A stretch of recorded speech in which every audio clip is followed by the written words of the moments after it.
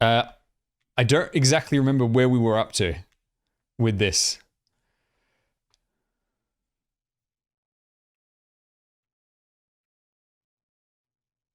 Welcome back, Commander. Mass Effect is an excellent series of games.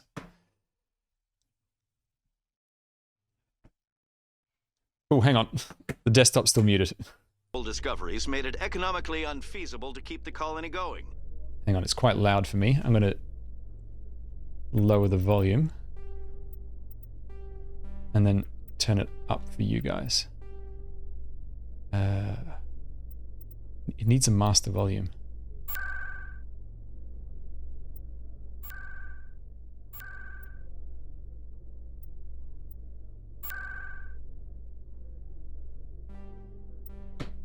Okay, and now turn it up for you, and hopefully that's good.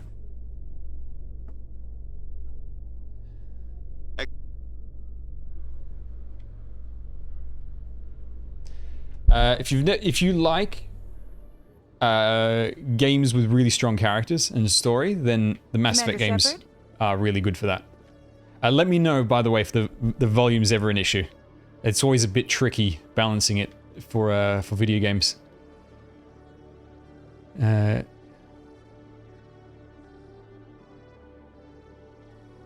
yeah, okay. Ventus, if you DM that to me, I'll watch it at some point. Khaleesa been seen in Al Jalani, Westerland News. Would you answer a few questions for our viewers? What sort of questions? Oh, is this the journalist again? Heard a lot of wild stories about you, Commander. I can give you the chance to set the record straight. What do you say? I don't have time to justify myself to your viewers. I have a galaxy to save. Excuse me. I hope Your choice, Shepard. I hope they broadcast that. I want to be quoted word for word. Put me on the TV. GNN, Galactic News Network. Put me on. Me telling the galaxy to get stuffed. Alright, so where was I up to? Here we go. I don't know what I'm doing here.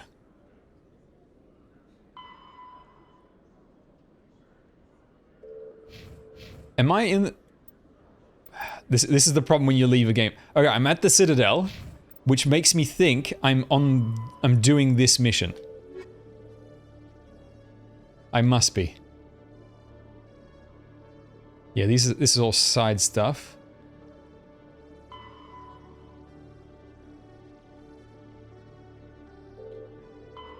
Wait, hang on. Oh, hang on. I think we can turn this in. Go to the upper wards. Right. Now, one of the things that's slightly outdated about Mass Effect 1 compared to the others is the map sucks. It's really annoying using this map. And now I need to remember how to get to the upper ward. Docking bay, lower ward. No.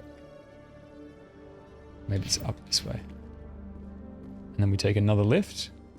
Garrus, if you do not mind me asking, how do you feel about hunting a I'm still thinking, back in my mind, still thinking about Cyberpunk. Saren is either a traitor or a madman. So good. Taking him down will restore the good name of Turians everywhere. Things are different among my people. There are so few of us. We are expected to be loyal, even when it is difficult.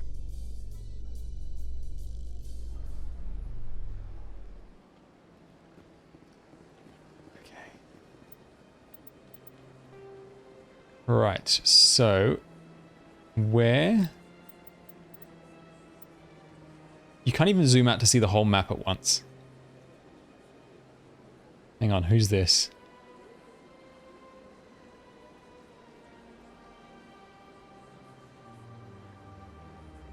No, Citadel Tower. Also, why doesn't it label where these lifts take you to?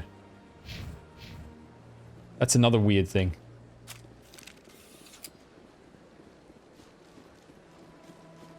Regroup! Why do I need to talk to her? Welcome to Presidio. On the far end of this level, you can see the Citadel Tower. where the Council meets regularly to discuss matters of interstellar importance. Goodbye. Goodbye, and thank you for using Avena. Why is Please she enjoy flagged? your visit to the I don't know.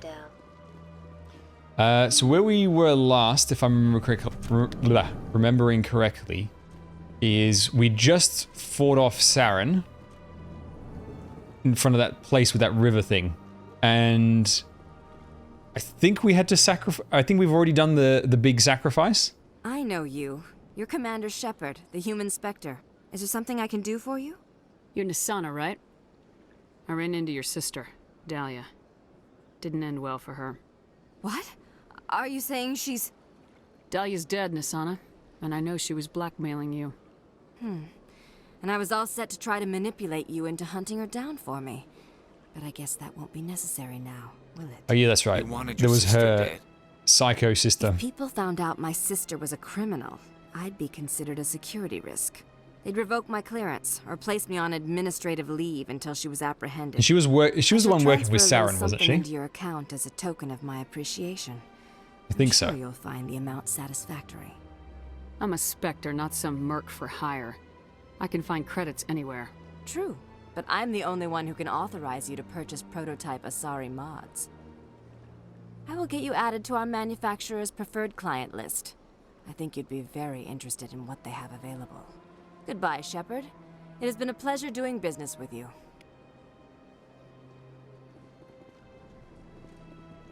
Okay. That's done, but that was not the actual one that I... Go to the upper wards. Where the hell is the upper wards? I cannot remember. That's where we came.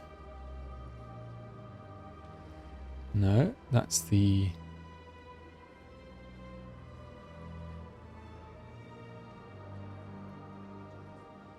Is it?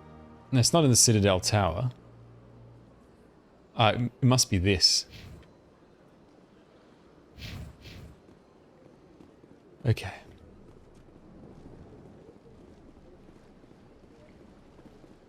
Right, where am I going? This place is confusing.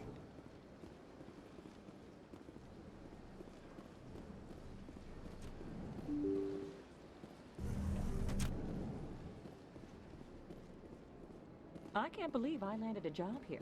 This place is fantastic. Didn't we have to inspect all of these guys? Or have we already done this one? I think we have. These aliens are hilarious. Delighted, welcome. It is good to meet you. How they tell you what emotion their lines of dialogue are meant to be. They'll tell you, with much joy, it is good to see you. I love that. Always entertaining talking to one of those.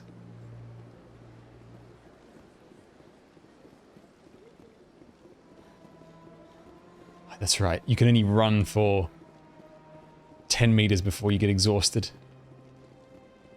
Look, full sprint. And we're out.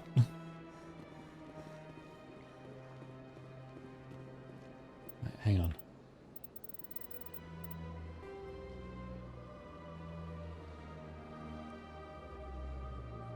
Right.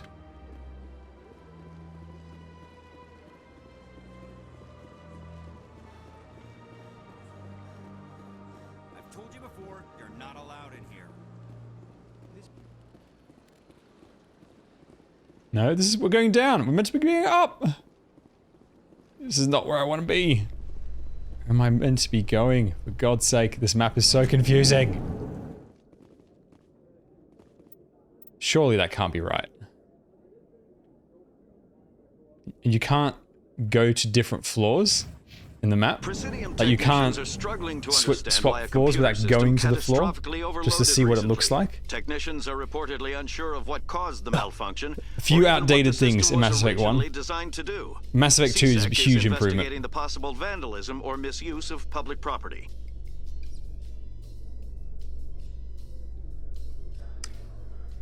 These elevators are the loading screens, and when this originally released, you'd be in those lifts for ages. It would just take so long to load. Upper wards. There it is. All right. Hopefully we can get to there. Hey, you're that Shepherd kid. Hey, been a long time, huh? Someone else who knows me now that I'm famous. We go to kindergarten together or something? No. I knew your parents, kid. We served on the carrier Einstein.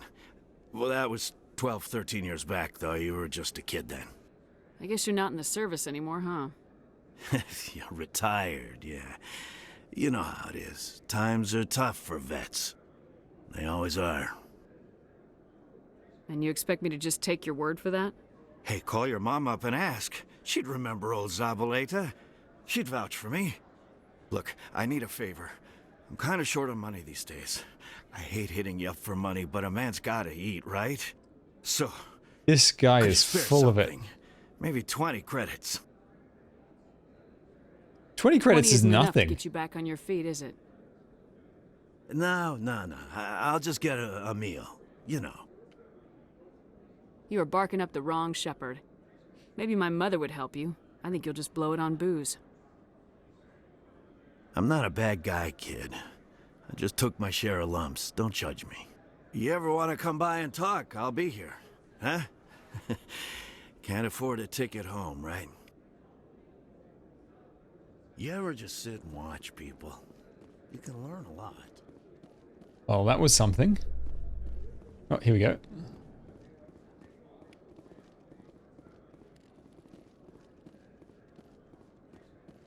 Okay. Now, just to make sure I'm going the right way. Yes. In breaking news, Chairman Burns of the Parliament Subcommittee on Transhuman Studies has been kidnapped by biotic extremists. The biotics commandeered a freighter and were last seen in the Hades Gamma Cluster. No demands have yet been made. I think there's a side quest for that.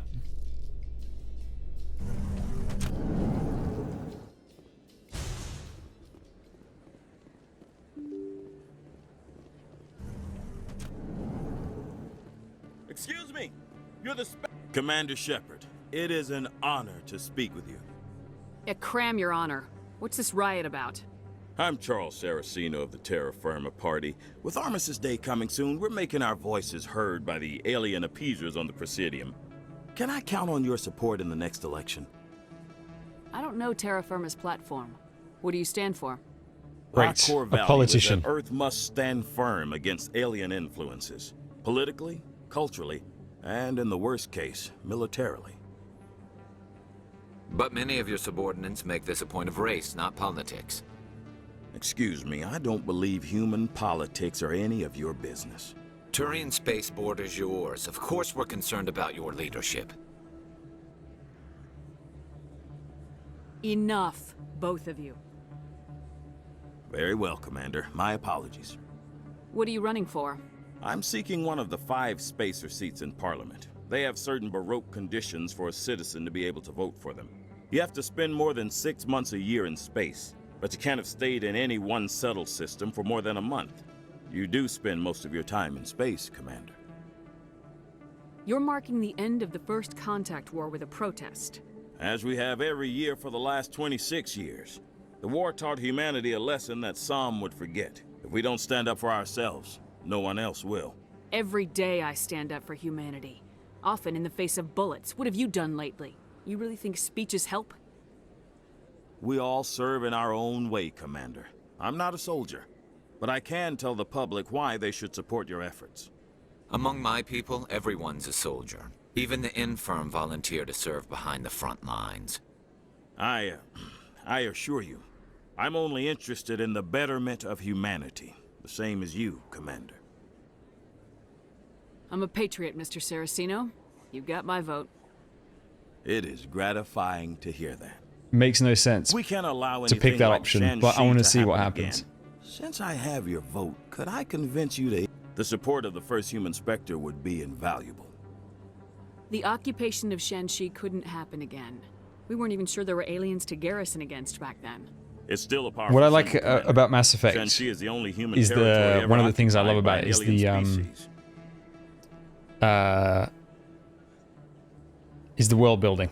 Like, just the way they weave in all the politics between all the different aliens, the backstory and all that. It's just done so well. So well. It's a universe you can really lose yourself in with all the lore and world building. Okay, hang on. We need more politicians with the courage to stand up for human rights. I just want to see what happens in this. Excellent. 'Cause I think when I played this first, I don't think I ever ran into this guy. None of this seems familiar Thank you to for me. your time, Commander. Remember Terra Firma on Election Day, because Terra Firma remembers you.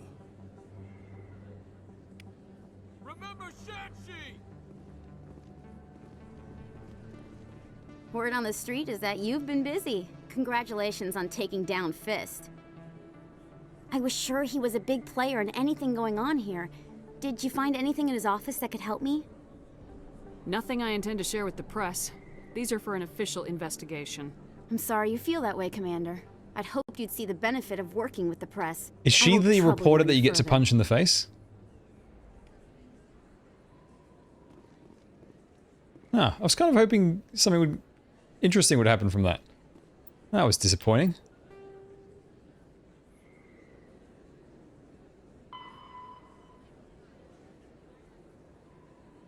Oh. There is a follow-up to that, to the beggar. That is interesting. Oh yeah, there's the side quest for the bit that we heard in the lift. It's very clever. Although, they could have held your hand a bit less and let you find it for yourself. But I suppose it's not... This is not that kind of game. Okay, we need to go here. Meet with Anderson. He's in... the wards at Flux. Oh, he's in the... I think it's the nightclub. Now, how do I get there again? Lower wards, rapid transit, lower markets... Presidium, the Academy, rapid transit. I'll get there.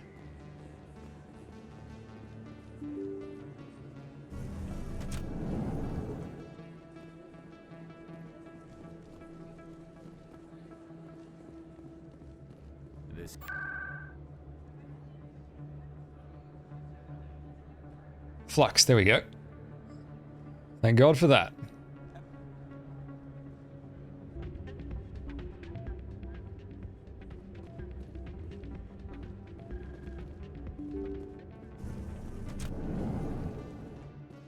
That's the way out.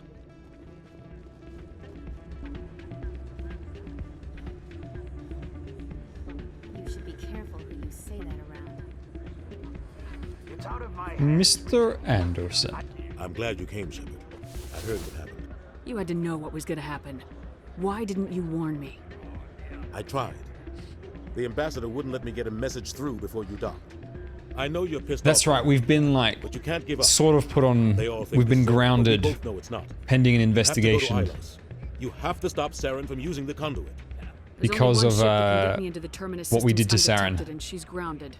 Citadel controls locked out all the Normandy's systems, but if we override the ambassador's orders, we can get them to bring the Normandy back online. You can be in the Terminus systems before anyone even knows you're gone.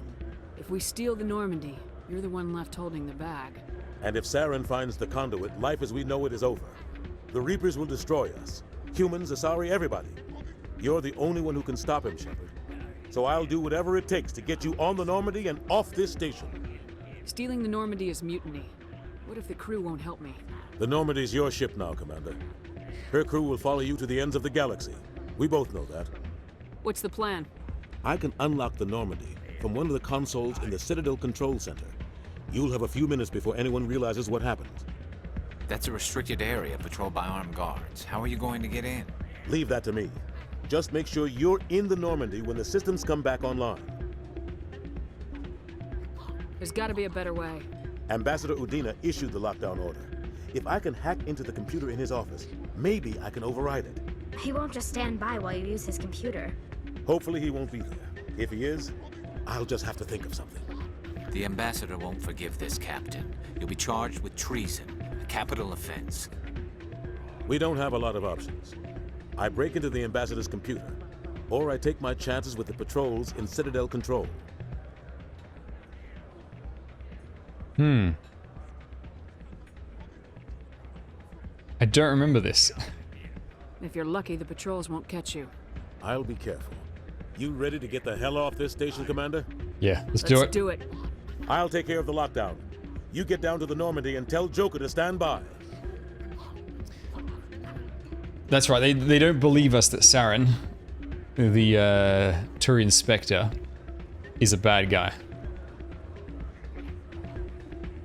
Wait, hang on.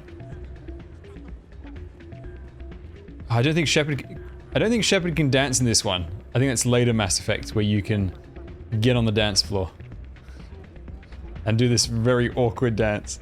It's very amusing. Okay, so we just have to get back to the ship. Pardon me, soldier. Could I take a moment of your time? Soldier, I've got a major situation, and I need help from somebody with humanity's interests at heart. It's Commander, actually. What do you want? Of course, right to business. That's why humanity has the best damn fleet in the galaxy. Sounds like a salesman. My name is Elias Keeler. I'm an alliance negotiator. We've got a big session coming up with the Solarians. You wouldn't believe what's riding on this. I'm fighting for humanity on this one, just like you are. I don't remember seeing you hip deep in Geth back on Eden Prime. I'm not on the front lines, but I'm making sure our jobs don't get outsourced to the aliens. I need every edge I can get. Specifically, I need a certain mental stimulant. Oh, great. It's legal, but restricted. The drug addict. It's the monthly limit, and I need more from the medbay. What exactly is this stimulant? Oh, I don't know the medical terms, but it increases mental capacity, short-term recall, that sort of thing. It helps me stay focused, and it keeps me sharp. Nothing gets by me when I'm on it. If you know the monthly limits, why'd you go over them? The negotiations were supposed to be last week, but the Solarians stalled it, probably deliberately. If I don't get the stimulant, I'll be a wreck. My assistant will take over, and that would be a disaster. Is your assistant incompetent or just inexperienced? Worse, he's an alien sympathizer. My assistant wants to bend over backwards for the Citadel races. He wants to show them we're reasonable. No race will respect us until we show them who's in charge. That's what it took with the Turians. Yeah, forget my assistant. Why is this deal so important? The Solarians want to set up long-term trade agreements. There are billions of credits at stake. If I don't get the drug, my assistant will take over and mess up the whole deal. It would be a disaster. Hang on. This guy, without the drugs, is worse than his assistant at his job?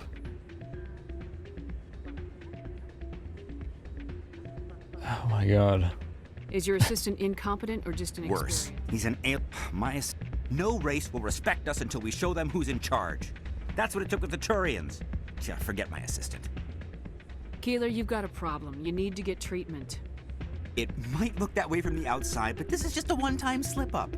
All the top negotiators are on stimulants close to the legal limit. It's the way the game is played. Will overdosing on stimulants and getting arrested help humanity, Keeler? Maybe you're right.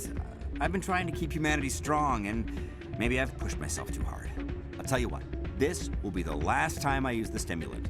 After this deal is finished, I'll get treatment. You won't be doing humanity any favors if you overdose during negotiations. Get help now.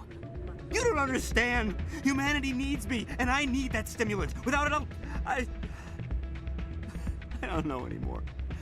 I get so tired when I run out of the stimulant. I just need one more boost. That's an addict talking, Keeler. What does it take to convince you? You're right. I'll go tell my assistant. I shouldn't be working like this. I'll get help. I'm just sorry it came to this. Guy's off his nut. Okay.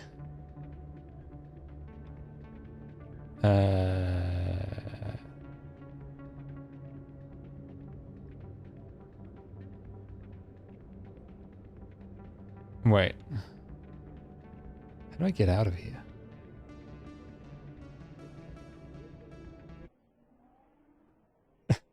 It does sound like the assistant should be in charge.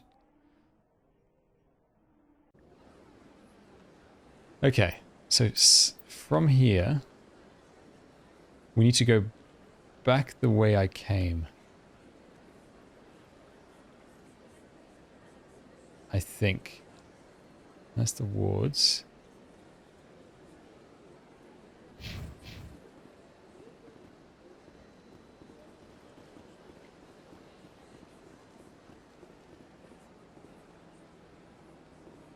Should just be a shortcut to take you back to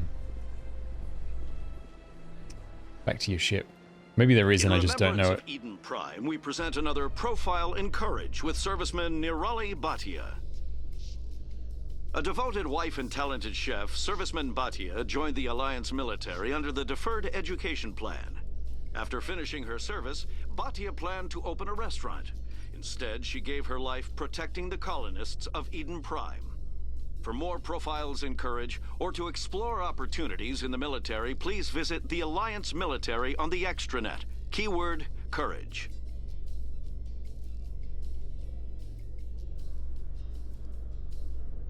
Okay. Back to the ship.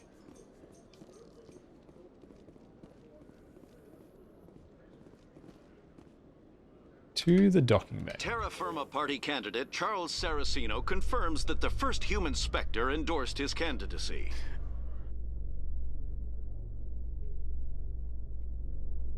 That was the conversation we had with the politician before.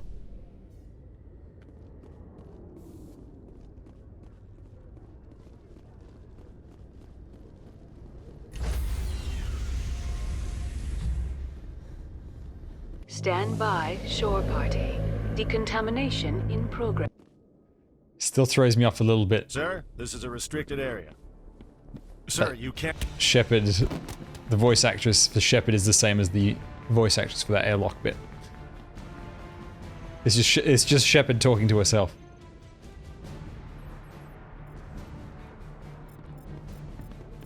Freeze! Back away from the console! Hands up! Now! Oh, Jesus.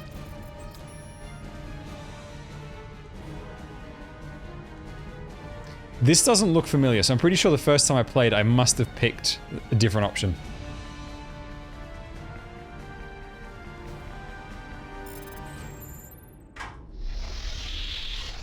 Let's go. Get us out of here, Joker. Now.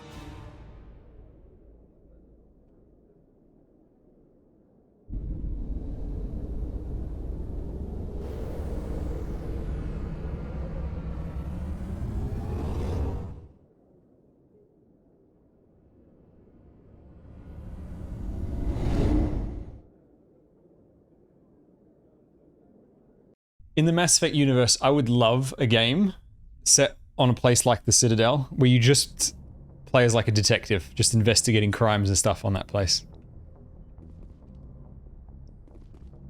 It would be the best.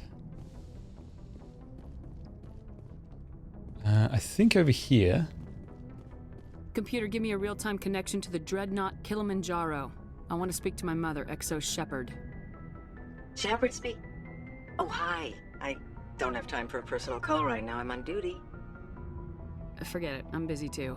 Do you remember a Lieutenant Zabaleta from the Einstein?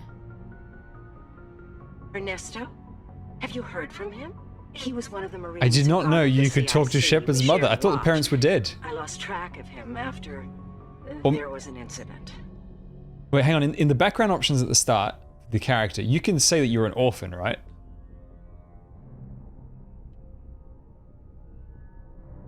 Which might be why I didn't know.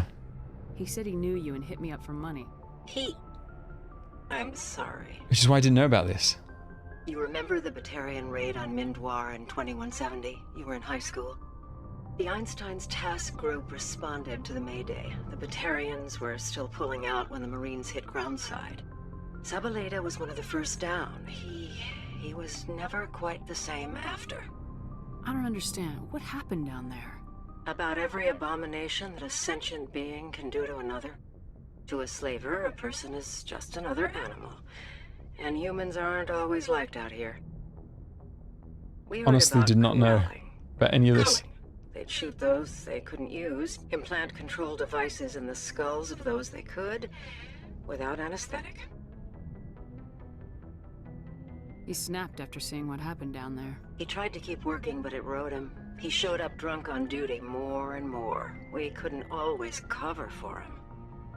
The Alliance discharged him. Everyone knew he drank because of what he'd seen down there, even if he never talked about it. Especially because he never talked about it.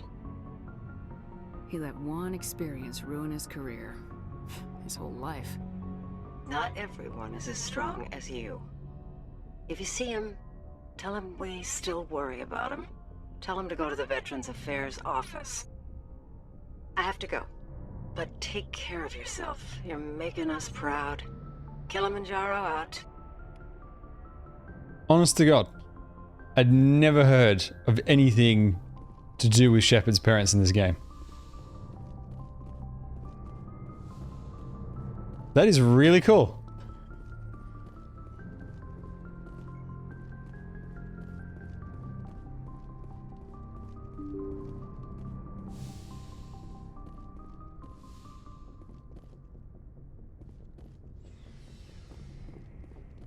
Okay, now I don't know if I can talk to...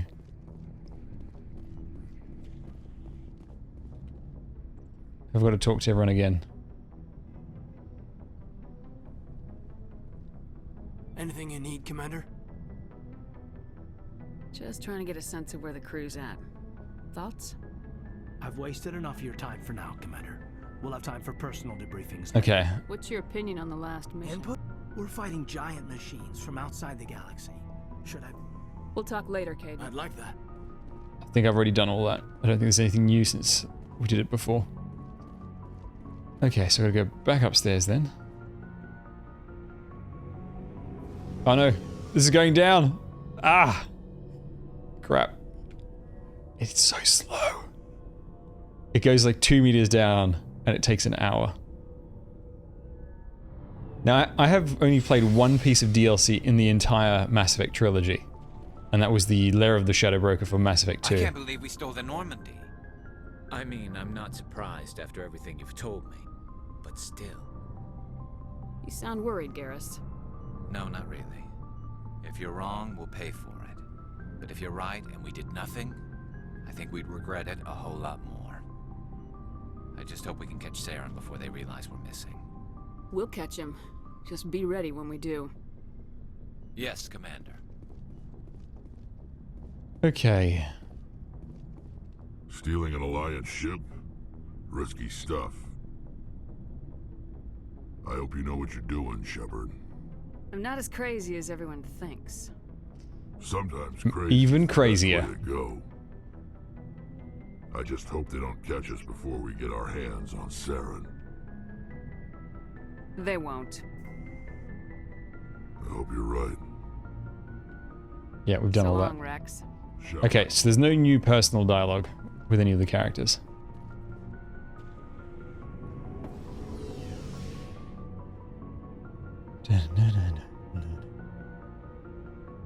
Don't know why this elevator has to be so slow. It can't possibly be because it needs to load something. Because it's not as though the entire ship takes very much to load.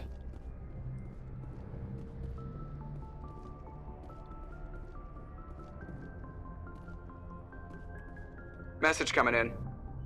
Patching it through. Commander, Ms. Al-Jalani's story on you just aired. I don't blame you for blowing her off.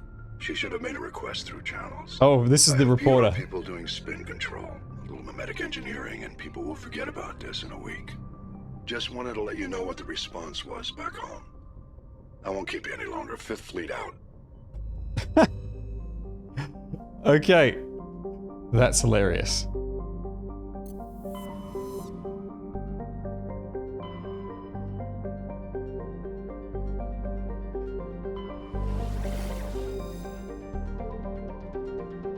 Maybe I should have given her a bit more.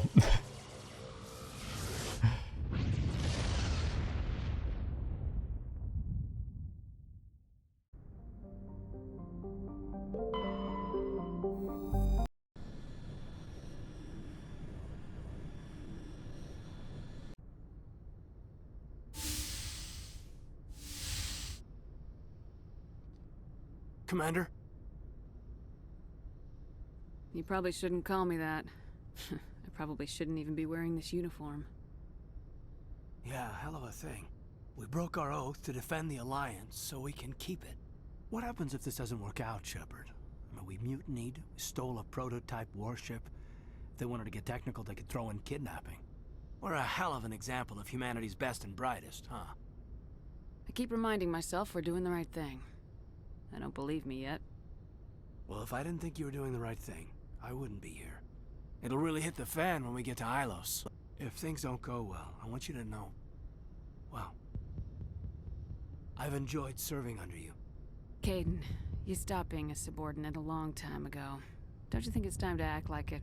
Battlefield flirting is one thing, Shepard. There are regs against fraternization. Huh, I suppose breach of protocol... I think the models are a little too close. At our courts martial. Because they're still talking normally, but like nose to nose. About everything. I think about losing you and I can't stand it. And the galaxy will just keep going. Everything, even the Reapers, will come around again. But you and I, we are important right now. And this is what will never happen again. Us. Shepard, you make me feel... Because he's moving too much for somebody who's talking that far away from a person. Like you when you talk up close to someone, you restrain your movements. Otherwise, from their perspective, you're just going woo, woo, woo. And it's just a bit weird. Bunk here tonight, Caden. With me. Is that an order, Commander? Shut up and get over here. Careful, Shepard.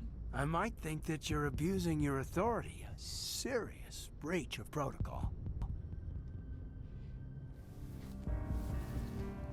Now, back in the day, believe it or not, the media, like some people in the media, lost their shit over the fact that you could do this in a video game. They're like, it's perverting the children. Think of the children. And they kept talking about, they kept using the Asari, Liara as the example. It's been a long time since I've met a woman who, Bridge to Commander Shepard. We're 5 minutes out from the Mu relay. You know, I don't think I have all my stress worked out yet. Joker's waiting for you on the bridge. I swear, though, if anything happens to you, take care, Shepard. Now, in the, if you have a relationship in the first game, with him, it comes back in one of the later games. In an interesting way.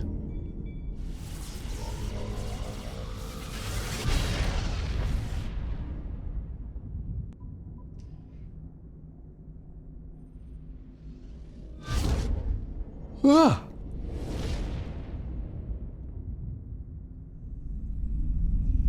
Commander? We've got company. Have their sensors picked us up yet?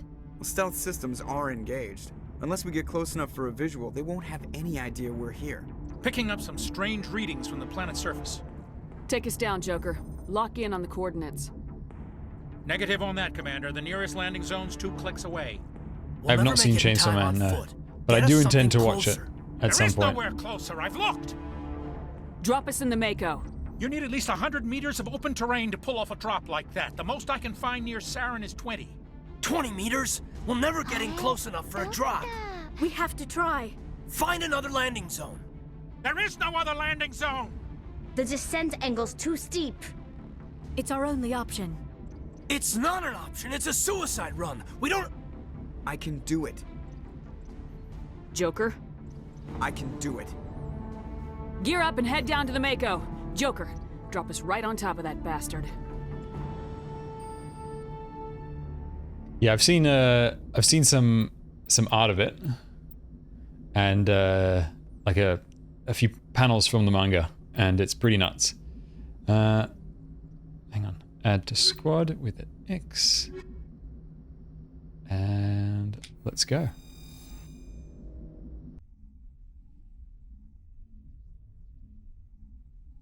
All right, so we're in the final chapter.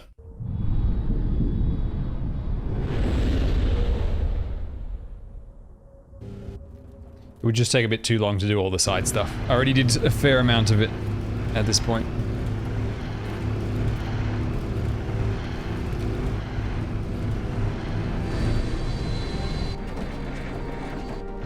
You two, keep moving inside now.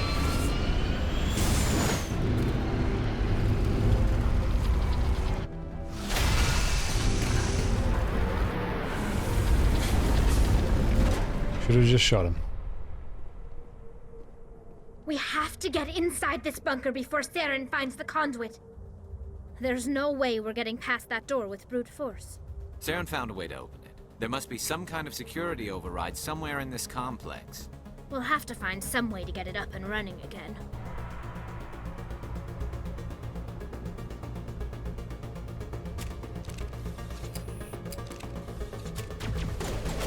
Ah. I've just figured out, remembered what the select button does. Pulls out your weapon.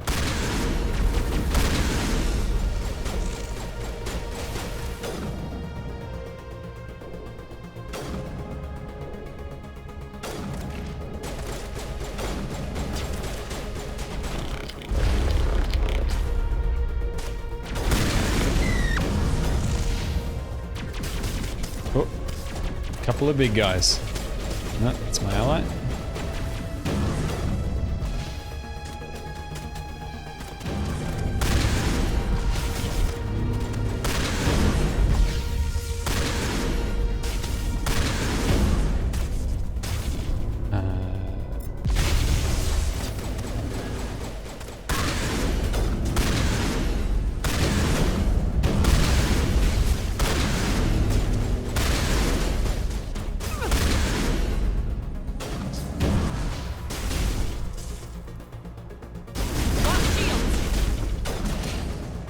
Okay. Recharge. Come on, come on, come on.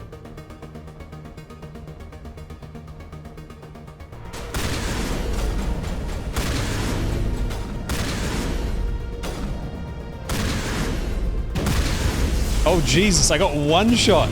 I did not think I could get one shot. I thought surely full shields I could take a hit. And I could just rush it down in its face. Ah. Alright.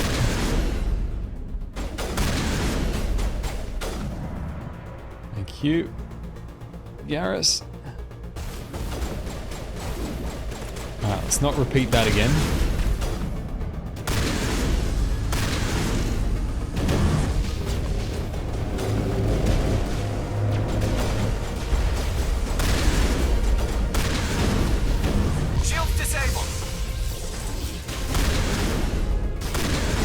It's got too much health. It's gonna fire before I can kill it. That's the gun swap. No.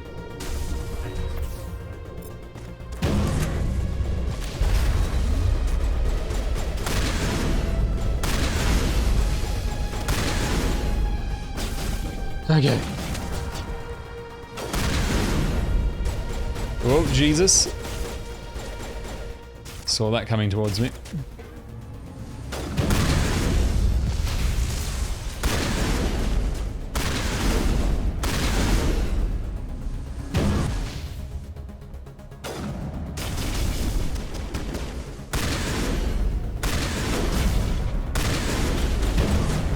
Ah, god damn it! I got greedy. I was like, I can duck out for one more shot. I can duck out for one more shot. I got greedy. God damn it! It was like a hair away from death.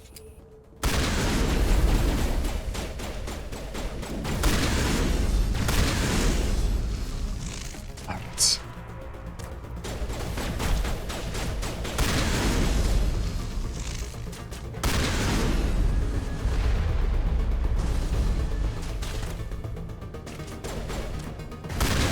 Oops.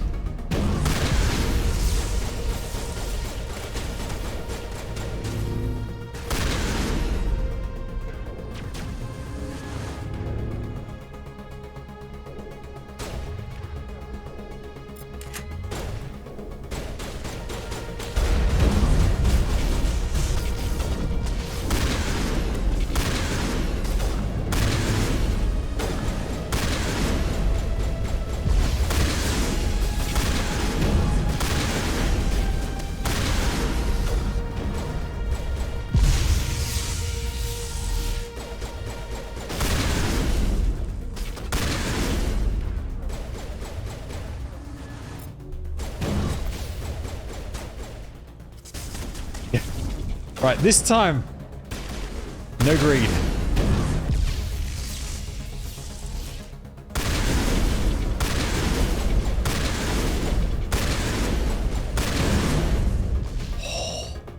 Almost got me again. Almost.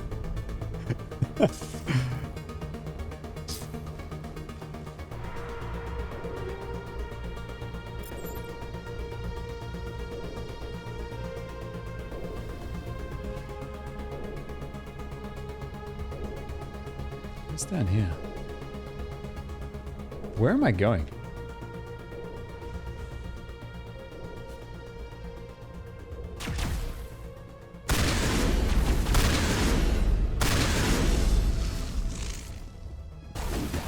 I swear that shot him right through his head.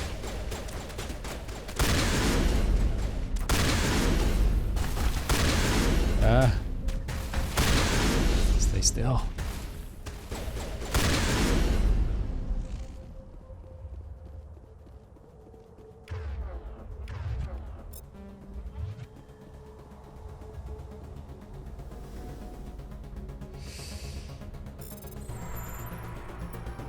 Oops.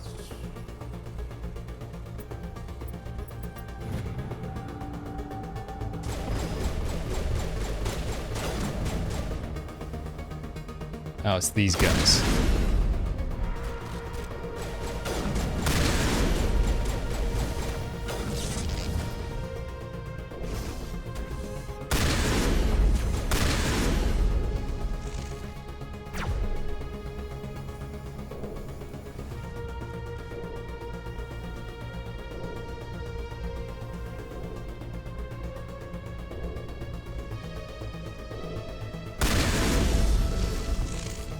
I don't think that guy was expecting me to come back up that way.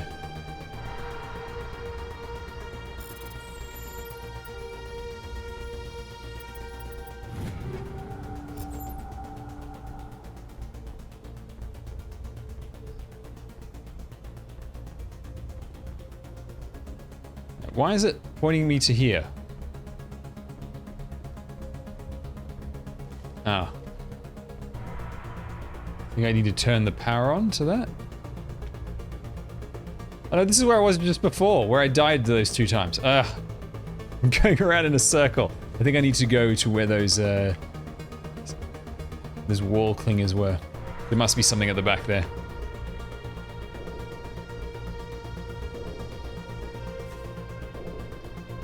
Okay.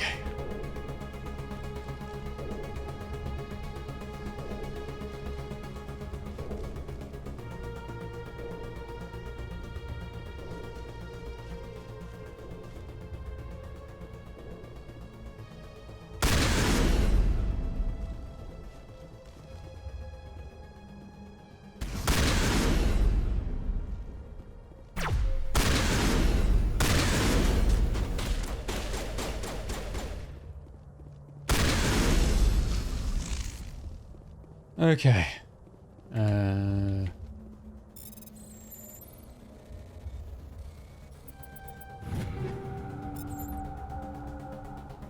There's got to be a console or something down here. Don't tell me I've just gone around in circles.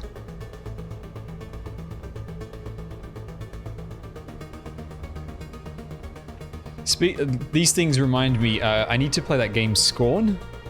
It was that very creepy looking first-person shooter.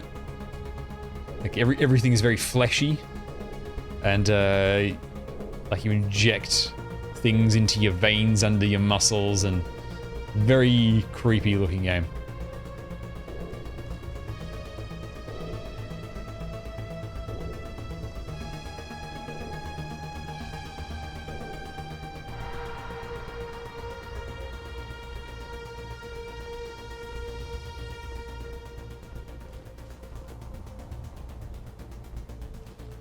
Nothing there. What about up here? Nope, it's just more guys sitting in wheelchairs.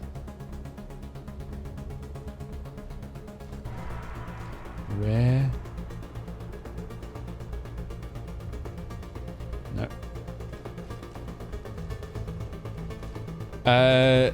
It's not Calypso Protocol.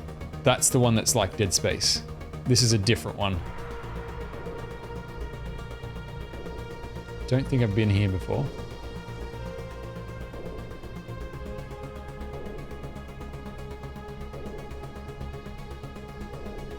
Calypso Protocol, I really want to play that. That is definitely one of my most anticipated games. Where the hell am I? Have I just gone back to the... I've just gone back to the start. No. Have I? No, I haven't. There are bad guys. We're going the right way. I think they just forgot to spawn. Oh, Jesus.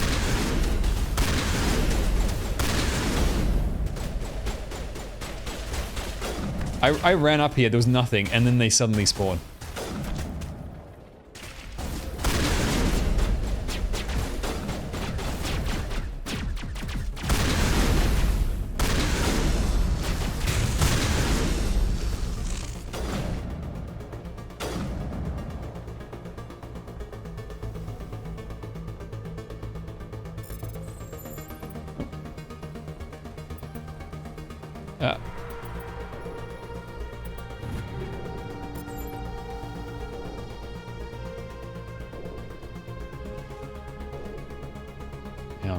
Is it not possible to go over the top of that?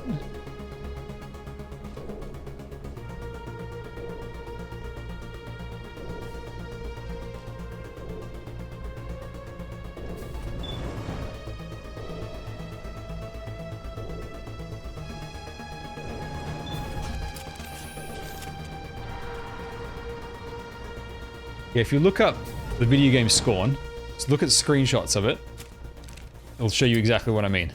And if you just watch the trailer, it's a very disgusting type of game. More of these guys. Hang on. Where's the guy that's hitting me?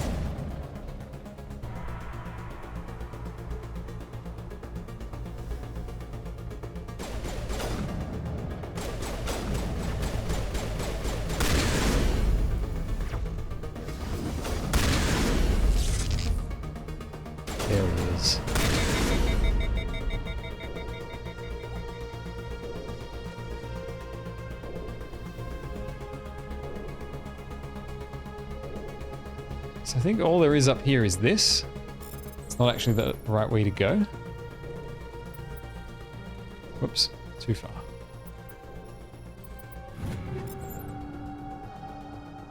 Yeah, I think I just dropped back down. Oh, I can't drop down? Ah, old games and their restrictions. My people once tried to find this world. We'd hoped we could settle here, but we didn't know it would feel so unwelcome.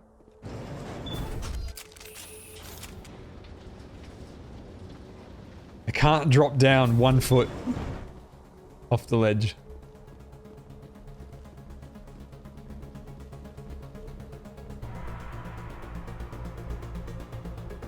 Okay, so this must be the way to go. Ah, new door. There we go.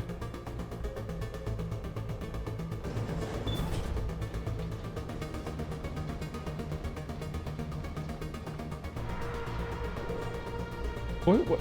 There was another game that kept doing that where you just couldn't go off the edge. This place still has power. A lot of JRPGs actually do that, where you have the ability to jump, but it doesn't actually. You never actually need to jump. And there are ledges. Every ledge you can't go down. You have to walk around. If I remember correctly, even Final Fantasy XIV, there are lots of ledges that you can't jump down, at least in the base game.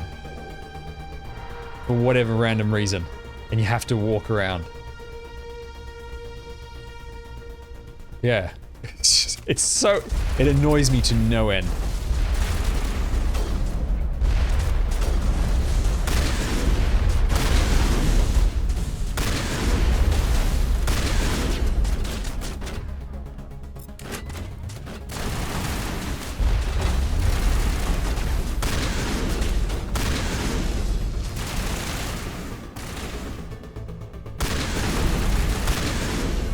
This guy's trying to flank us. Oh Jesus! What's the? I forgot what the button is to heal. Hang on, I need to remember. Oh yeah, so with flying mounts you can just take off and then go down the ledge? Please tell me I start in that room. Yes, I do. Or is there still an invisible wall even when you try to fly over the ledge? Because if there's still an invisible wall, I'm not happy.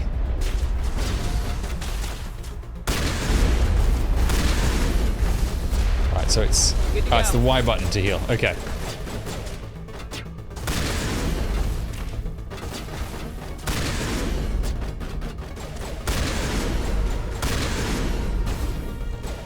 Alright.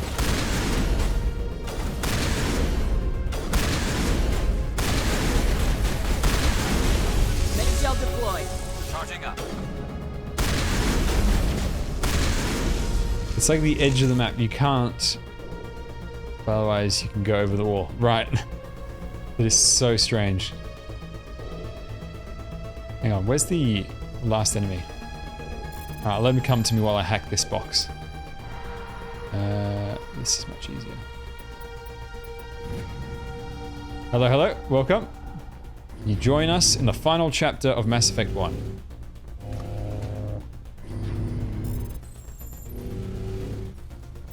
Oops.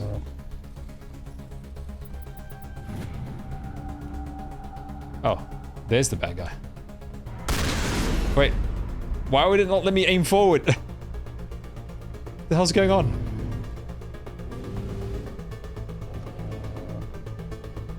Wait, what?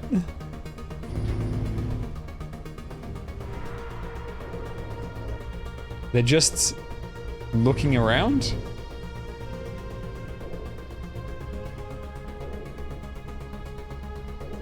That's weird.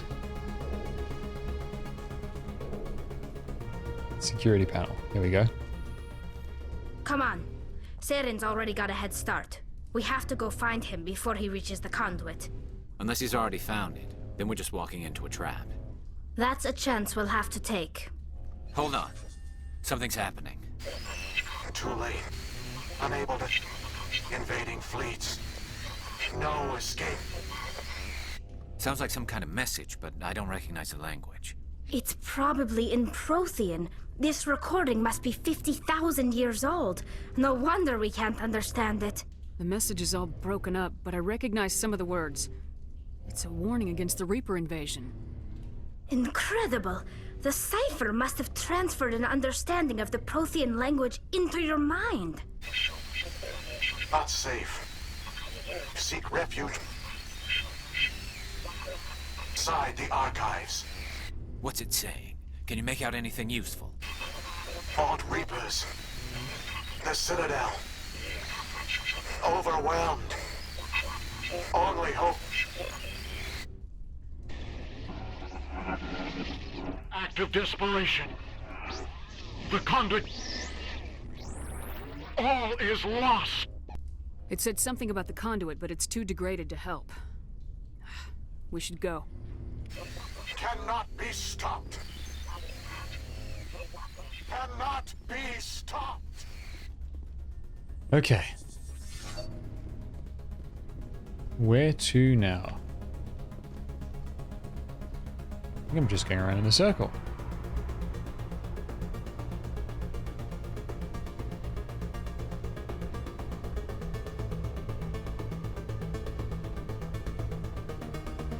No, nothing to interact with.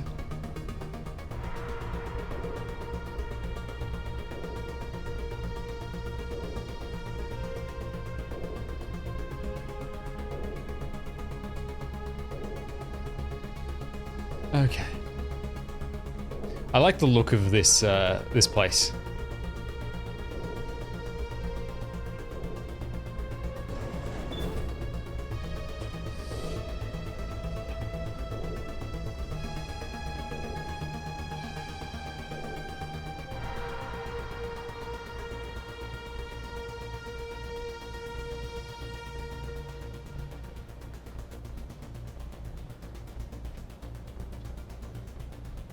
Speaking of sci-fi, I finished the Star Wars Andor series yesterday.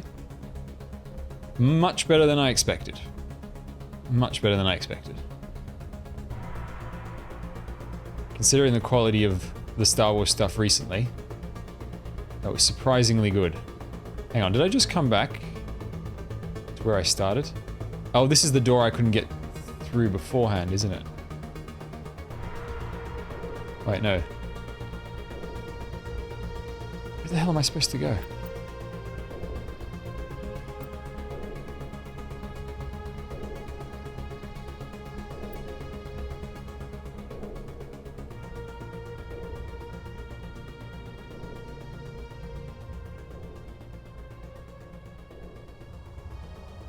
That's where we landed. Am I supposed to head to that?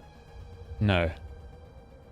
Oh, hang on. Did interacting with that console open up the door? And I just need to head back to where I started.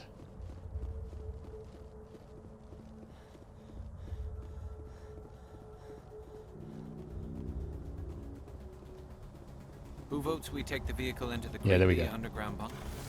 Good idea. Firepower will come. I thought Saren would have set some kind of trap or ambush. They must have been in too much of a hurry. Or we just haven't run into it yet. That looks so cool.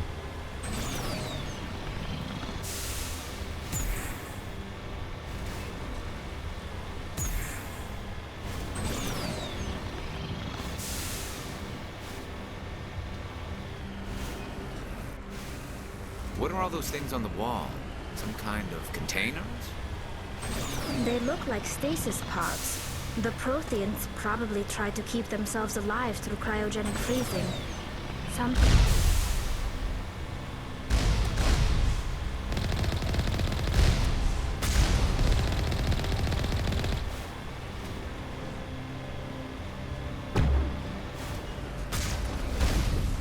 Whoops. Right into a tree.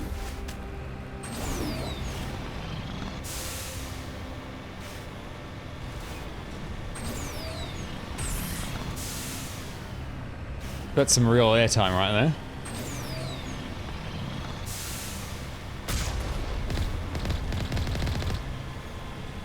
What's happening? It's a trap. Sarah must have set an ambush. I don't think Saren's behind this.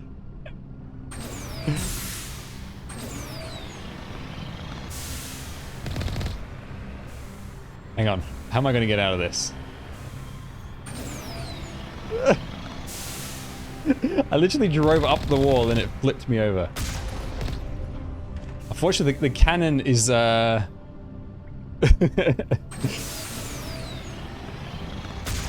shockwave is not doing anything. I'm trying to use the air jets, but that doesn't do anything either. And if I just completely stop, can I just hop out? No.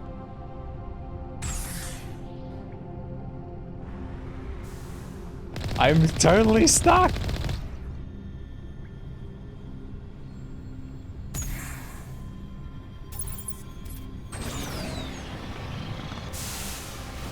There we go. I am a professional driver. You are safe with me.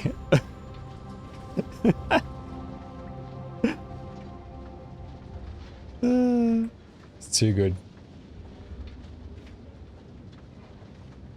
If this were simply an automated trap, Saren would have triggered it. What do you think this is? Whatever it is, we should be careful.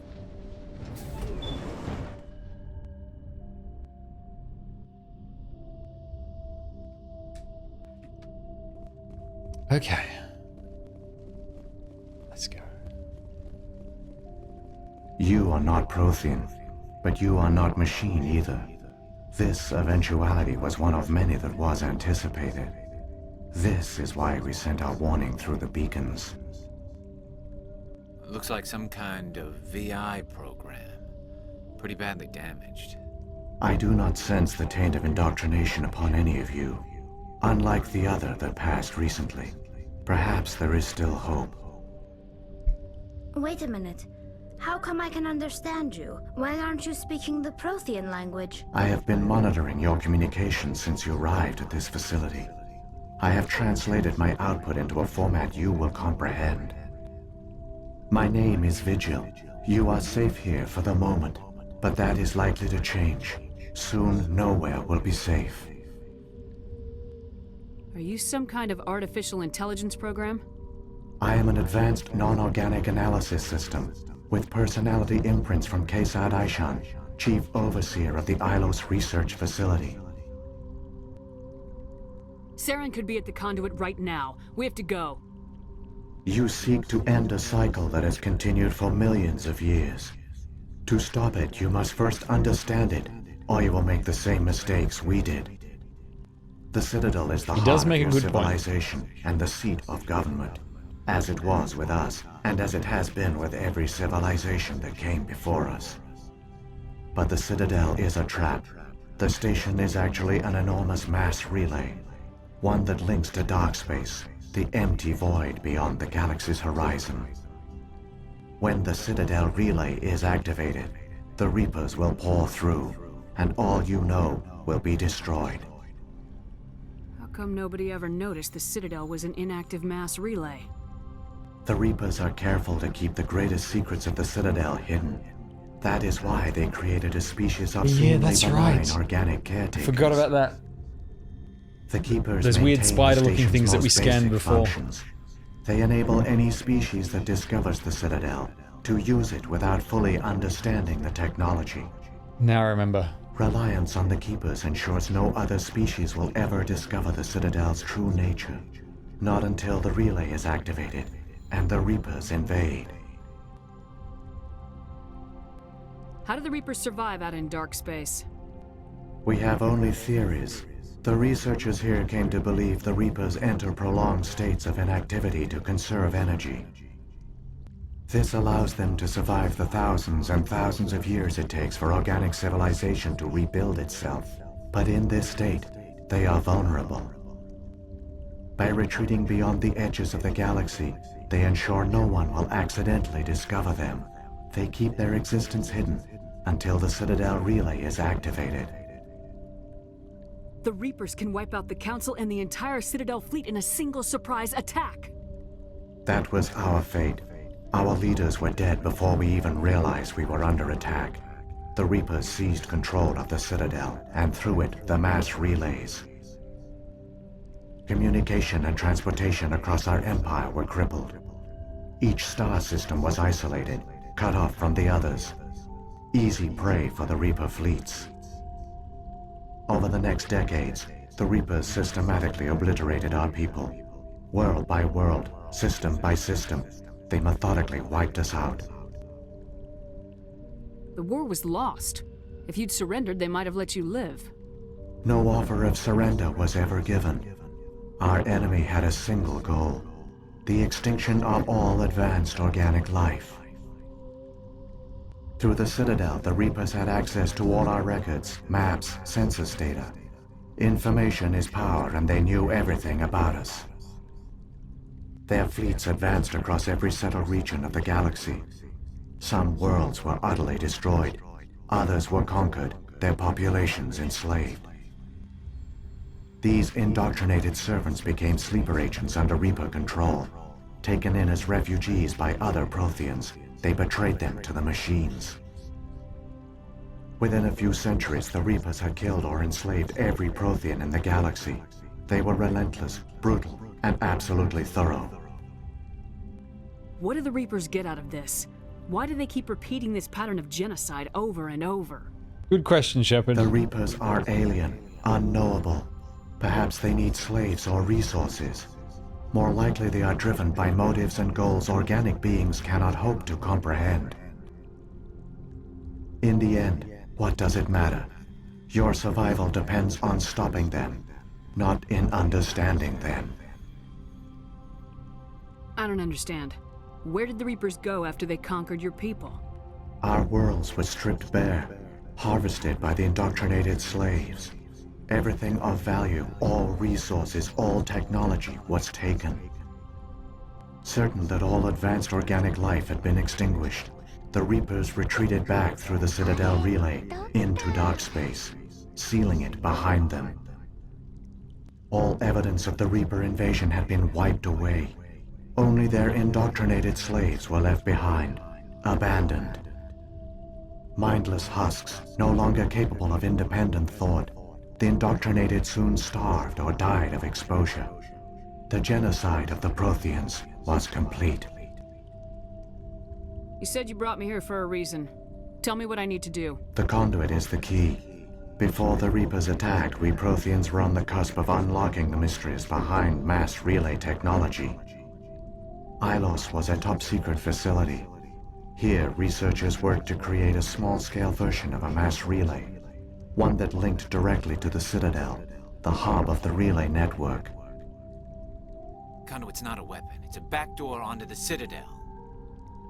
How did you manage to stay hidden? All official records of our project were destroyed in the initial attack on the Citadel. While the Prothean Empire came crashing down, Ilos was spared. We severed all communication with the outside, and our facility went dark. The personnel retreated underground into these archives.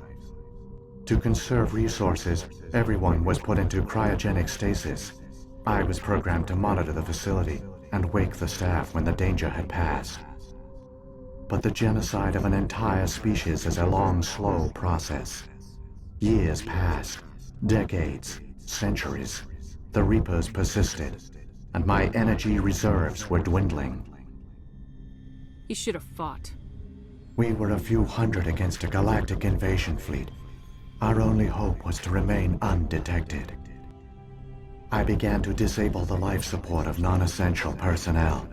First support staff, then security. One by one, their pods were shut down to conserve energy. So there are dead bodies in every single one of those. Eventually, only the stasis pods of the top scientists remained active. Even these were in danger of failing when the Reapers finally retreated back through the Citadel relay. There were hundreds of stasis pods out there. You just shut them down? You killed them? He couldn't let everyone die. Better to sacrifice some so others could live. This outcome was not completely unforeseen. My actions were a result of contingency programming entered on my creation. I bet they didn't tell the non-essential staff about this contingency. I saved key personnel. When the Reapers retreated, the top researchers were still alive. My actions are the only reason any hope remains. When the researchers woke, they realized the Prothean species was doomed. There were only a dozen individuals left, far too few to sustain a viable population.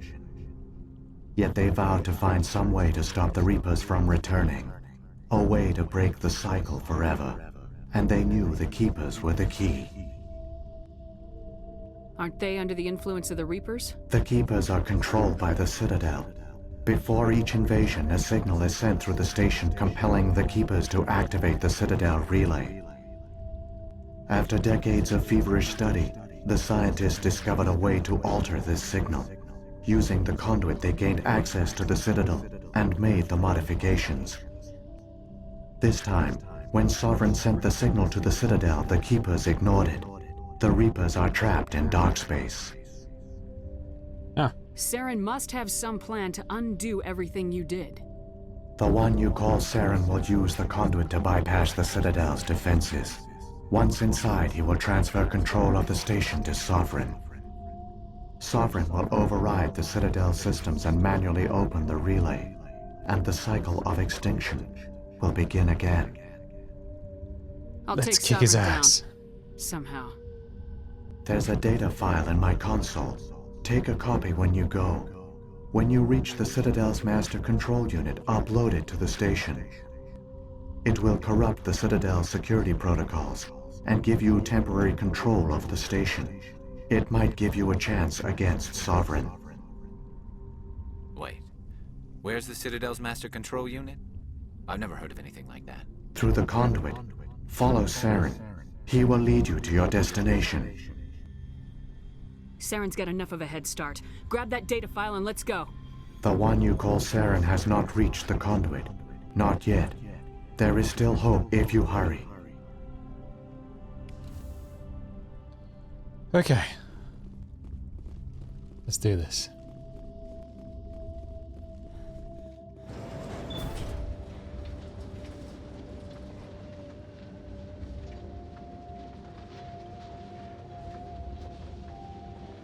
It's tragic. For all their great achievements, the Protheans lost everything, just like my people. Even their last plan failed. The Protheans did not fail. They gave us a chance. It falls to us to make the most of it. So I suggest we hurry. Okay, let's get back in my Uber.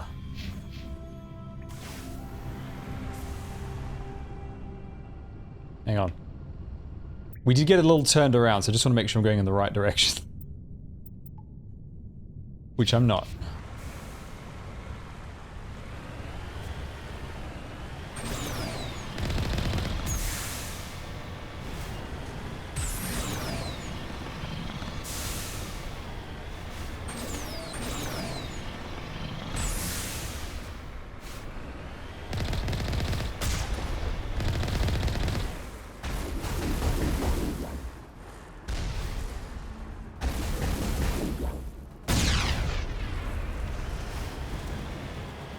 Goodbye, scum.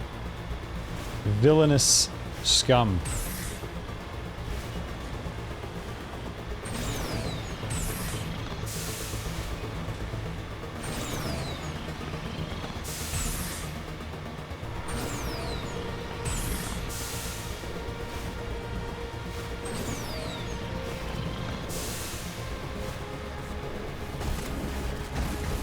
Ah.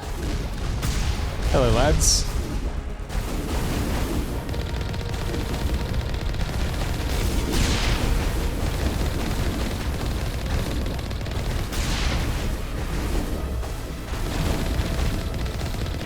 I pushed the Colossus up onto the ledge. That is hilarious.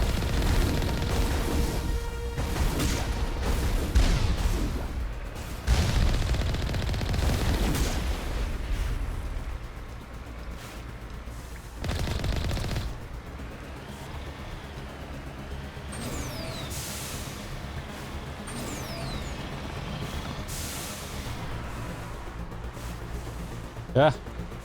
I'm stuck on the corner of a block.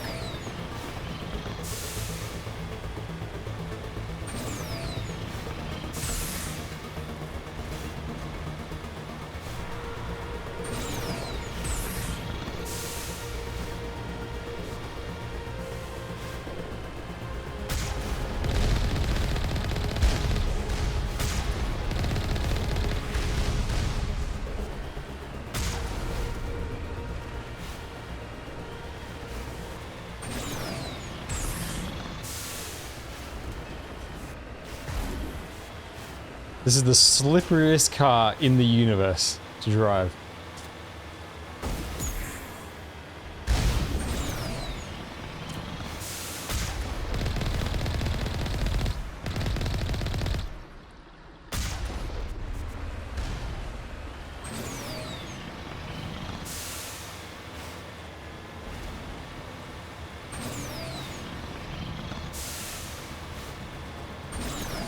There!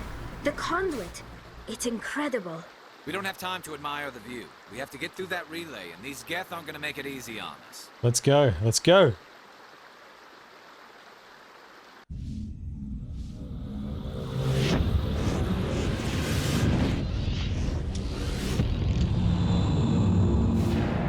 Oh, jeez. Oh, jeez.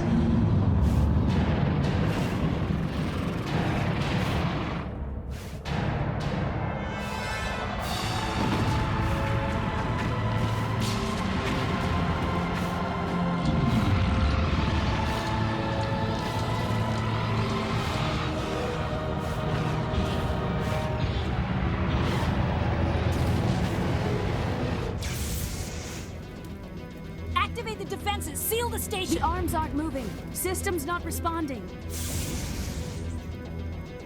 Abandon the Citadel! Evacuate the Council! Citadel Control! Citadel Control, do you copy?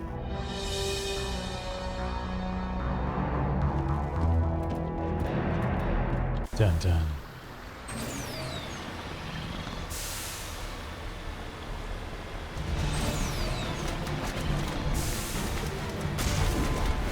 Hang on. Things are gonna get a little rough.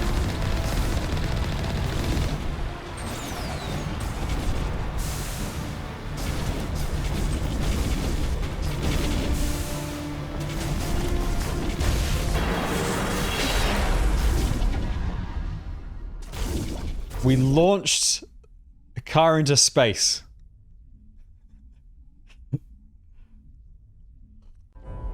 Critical failures detected across all monitored systems.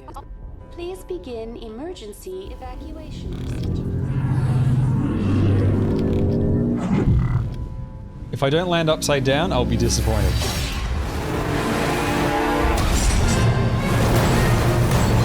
There we go. Now you can tell I'm driving.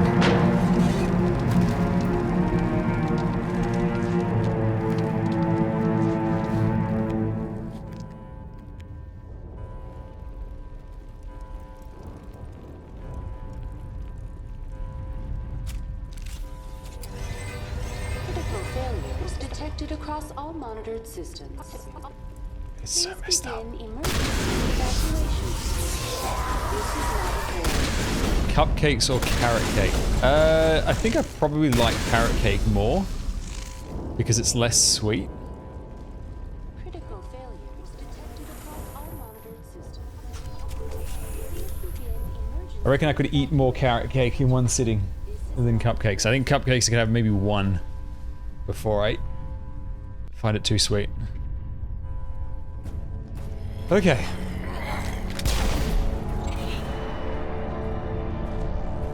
Oh, he's killing the keepers.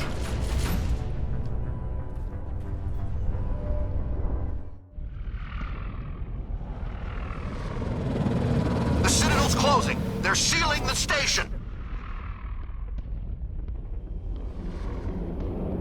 Don't let the enemy ships inside the arms.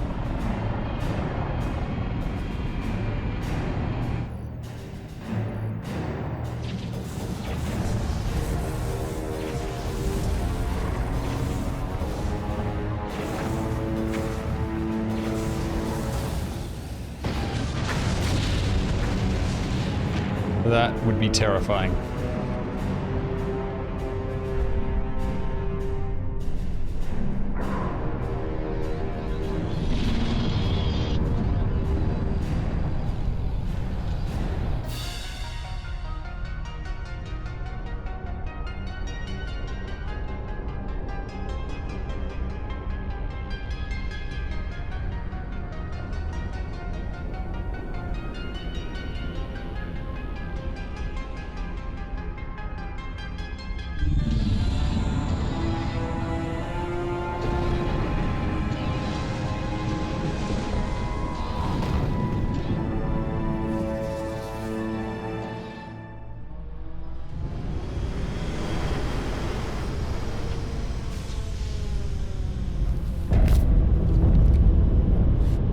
Saren's locked the elevator. Suit up.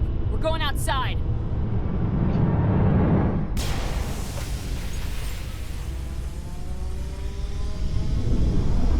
Let's go.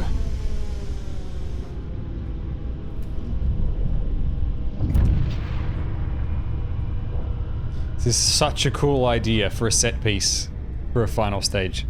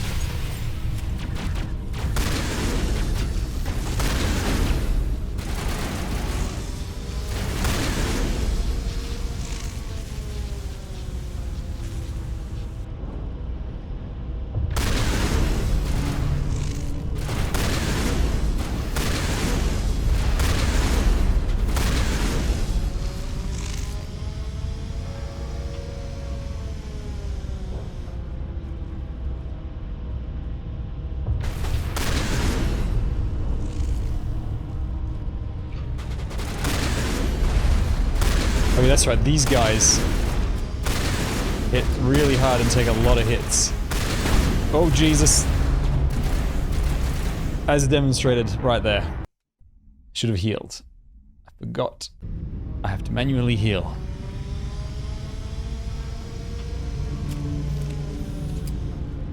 Alright, let's go.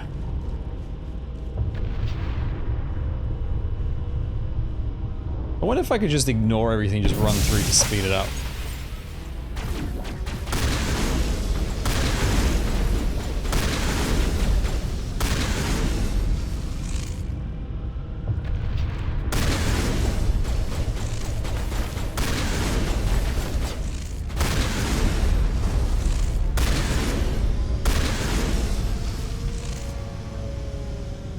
Come on, shield, come back to me.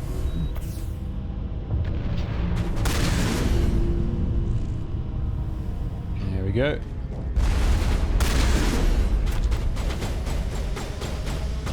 Is that a prime? I think it is.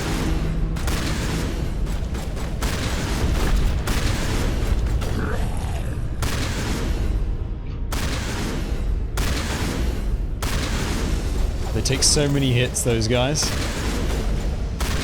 It's not a prime, it's a destroyer. Surely now. I'm okay.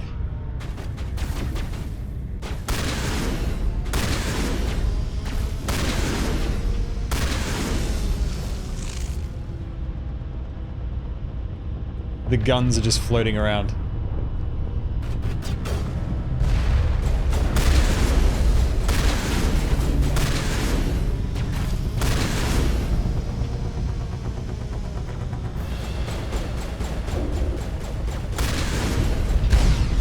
Whoa, that rocket just went right through.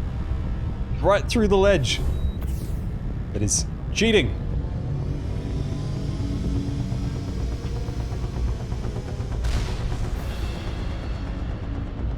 Alright, where are you?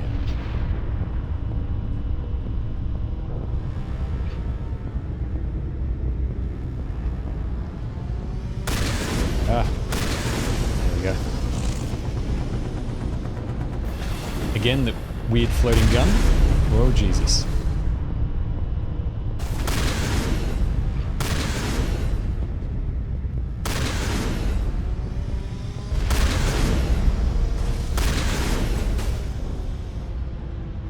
I love that. He just dies and just floats to me. Right, we are very close to the boss. Whoa, Jesus.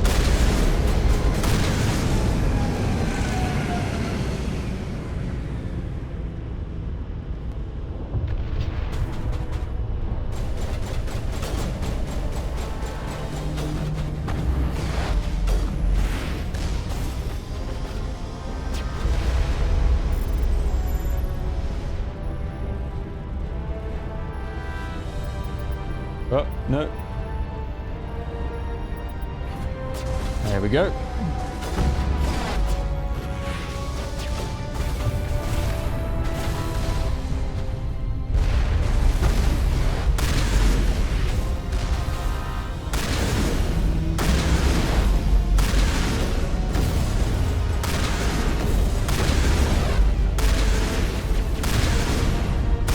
Die, for God's sake.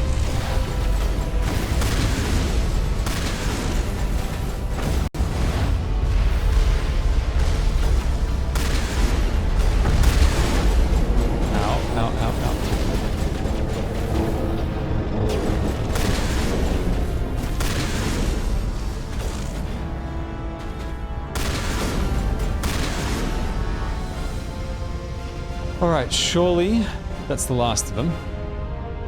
I swear I killed 50. 2 Krogans. But they're not warlords, so it's okay.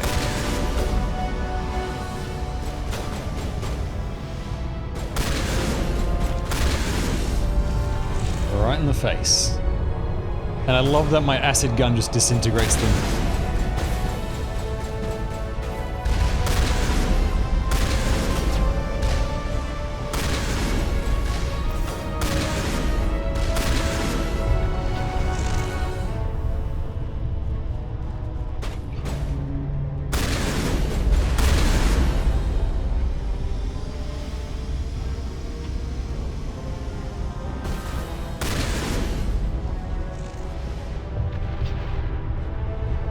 Okay, almost there.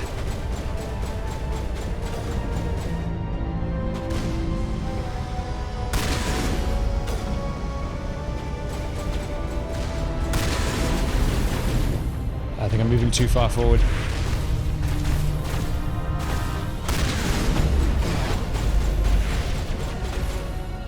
Yep, it's my ally.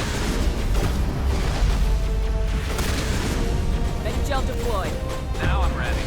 Alright, I think we're okay. We're good.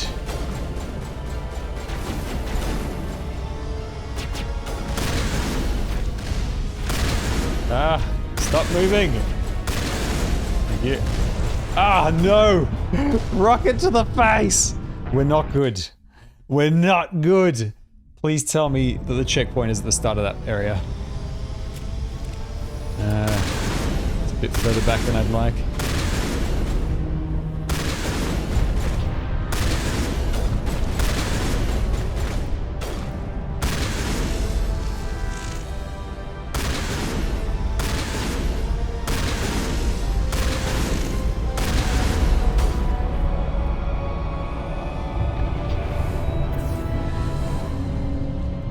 Let's go.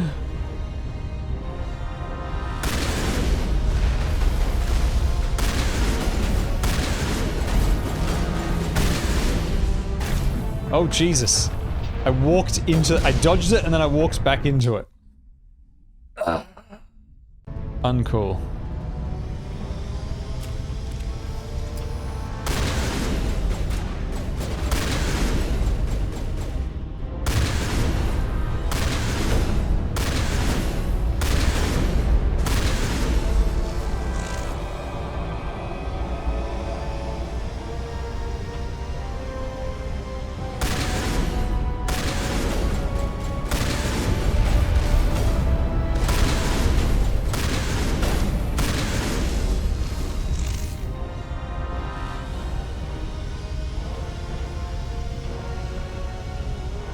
Maybe I should be a little bit more methodical moving down here, rather than just running.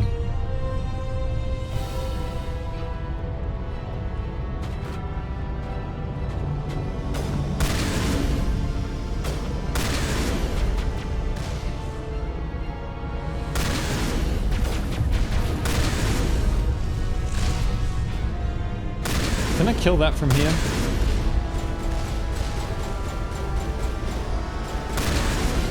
Or is it going to prevent me from doing that?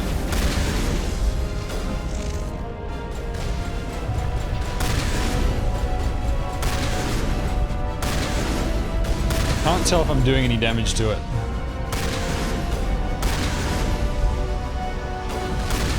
Oh no, it died. Okay. All good.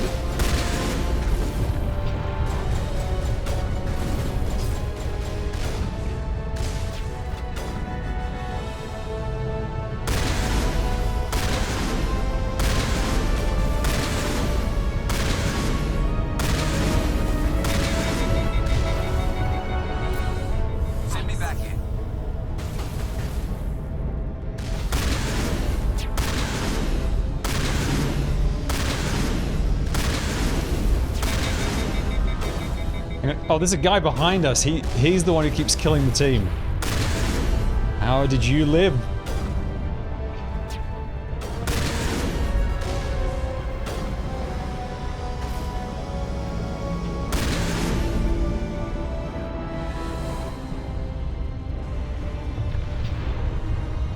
Alright, who's left? There's just the turret.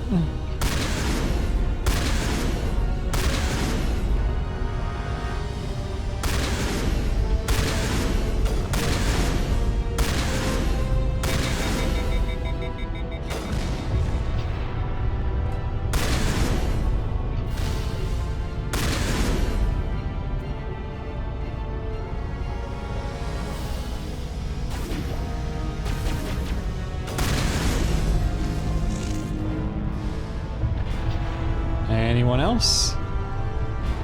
I don't think so, because she just revived.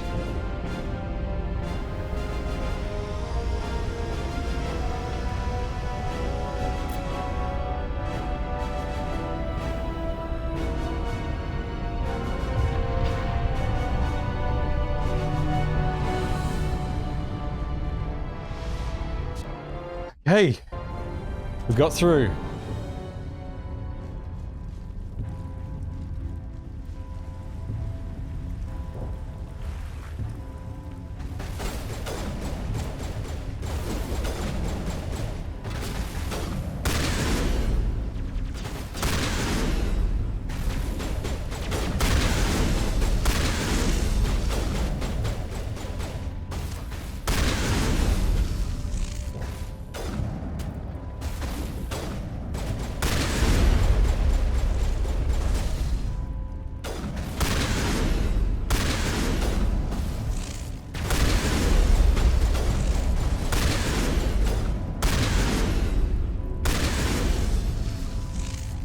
Almost there, almost there. Here we go. Ephemeral Ash. I first started this ages ago. We're finally coming back to it.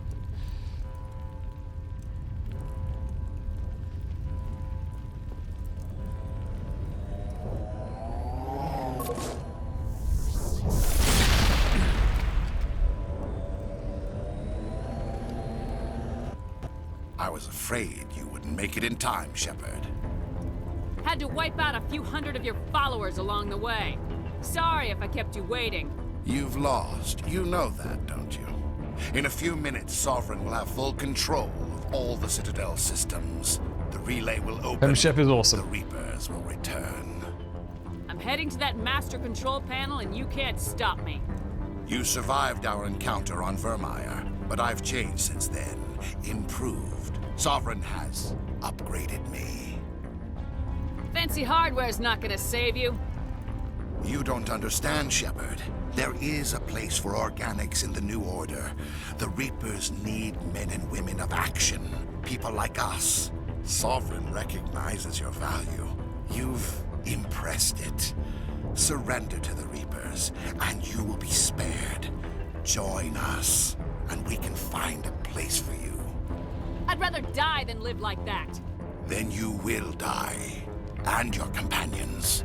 Everyone you know and love. Everyone you've ever met. He's an excellent villain. Understand? You will all die.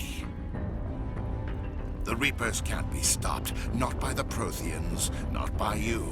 The cycle always continues. Wait.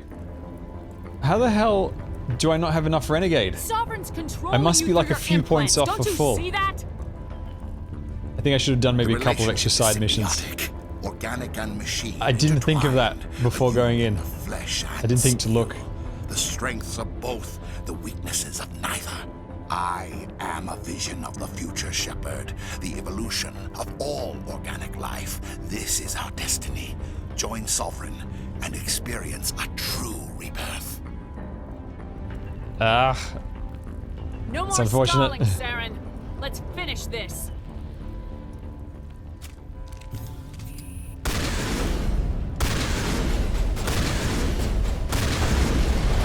Someone give me a hand. Whoa, Jesus. Oh my god. The poison. I couldn't heal. Okay, maybe standing out in the open is not a good idea.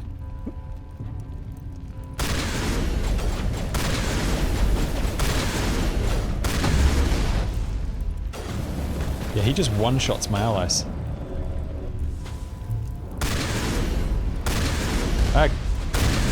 Garrus, please stop blocking my view. Oh, there are villains behind me as well. Christ. Christ.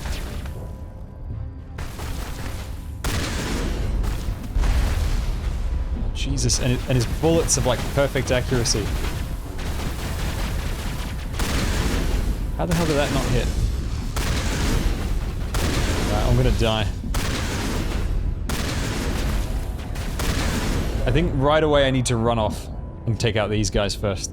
Otherwise, they just do too much damage, you can never get your shields back. Alright. Let's turn around. Run. I think this is normal difficulty.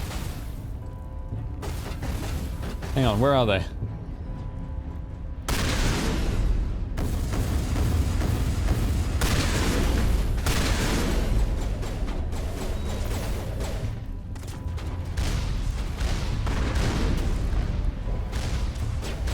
Ow. Jesus Christ. Give me a break, man.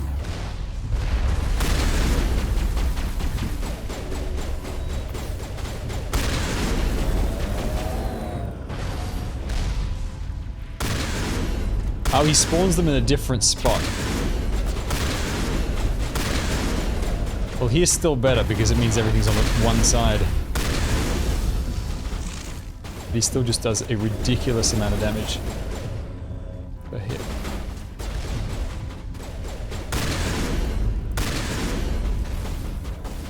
Ah, why did you... go undercover there?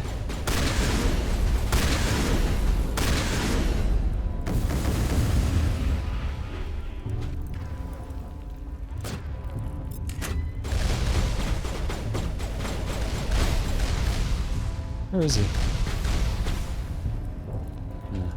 Oh, there he is.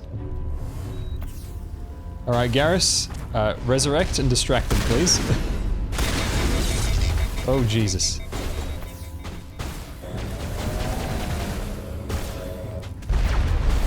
My gun's overloaded. Hang on. Oh, nope. Wrong button. Hang on, what's the button to swap guns again? There we go.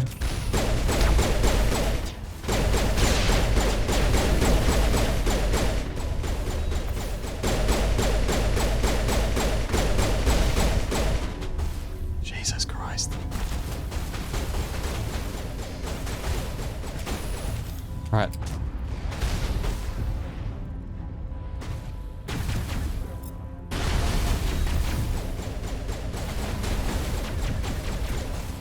Wait, I used my heal and it did not heal me. It's so annoying.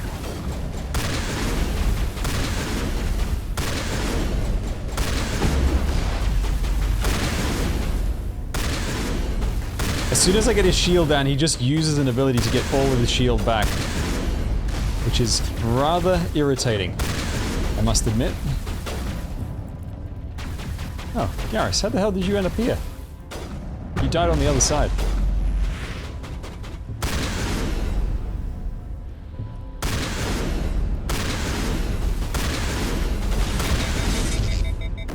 Oh, Jesus.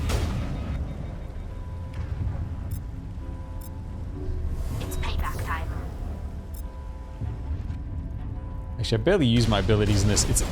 It's a bit too clunky using skills in Mass Effect 1 that I just don't end up using them much.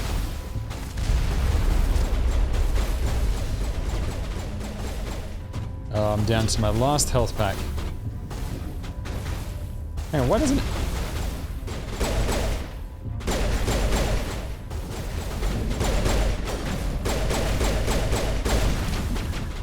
Oh god. I'm dead. Alright, what abilities have I got? Shield boosts. I should probably use that more often. Warp. Adrenaline burst. What does this do?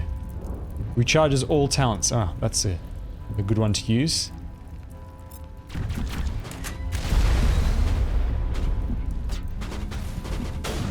Alright, well the moment I take another hit, I'm gonna have to use that to get my shield back instantly.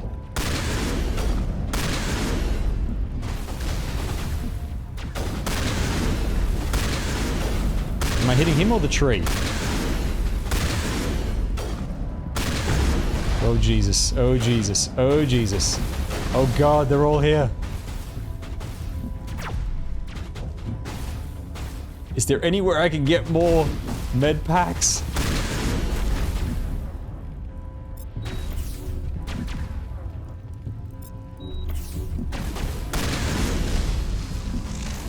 Oh, killing weenies, I forgot. Killing weenies gives you health packs, if I remember correctly. Yeah. Oh, run. Okay, so that was a pretty good spot, because then nothing spawns behind you, so I'm going to repeat that.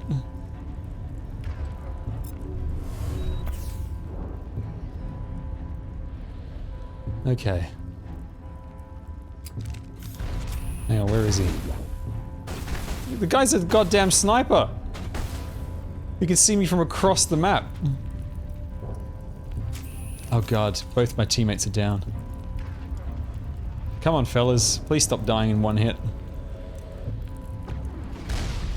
I don't think I've got any anti-shield skills. I think I've got anti-armor skills.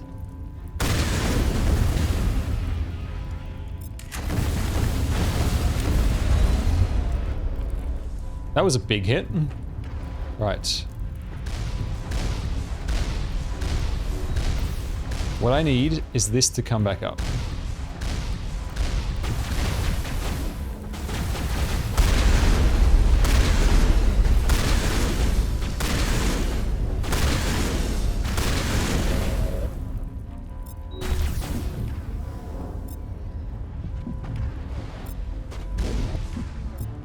Activate, please.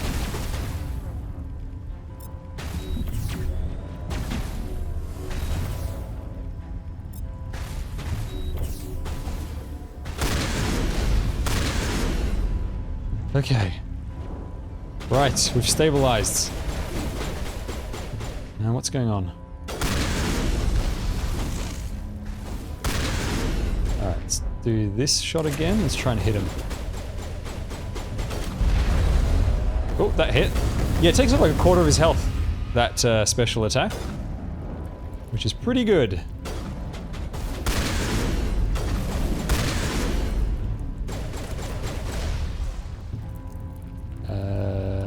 What's this?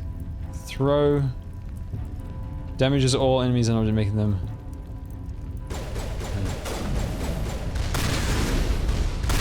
Yeah, there's another med pack. That's good. Ow, ow. Oh my god. I didn't realize he could go over there. That's how he was killing me before. He flies around the side of the wall. What a douche.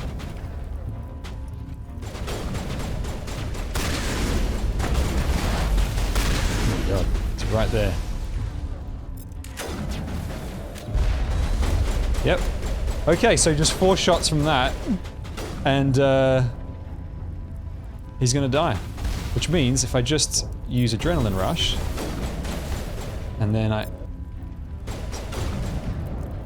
activate that. Ah, no! Did it not hit? Or did it just not do that much damage?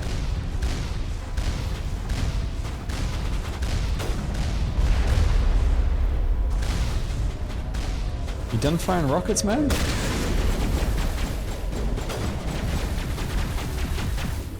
I can't... He can shoot my feet and I can't hit him.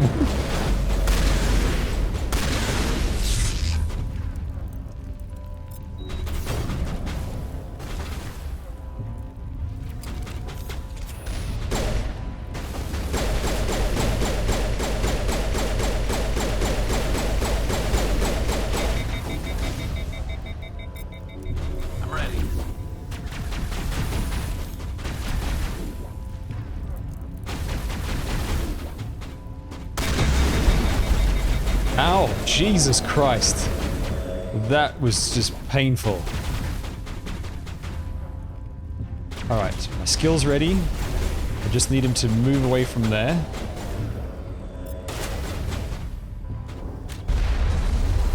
Oh, come on!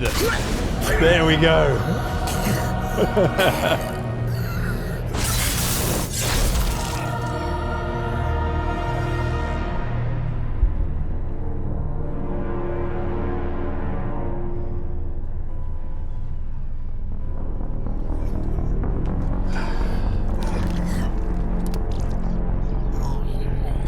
Goodbye, Saren.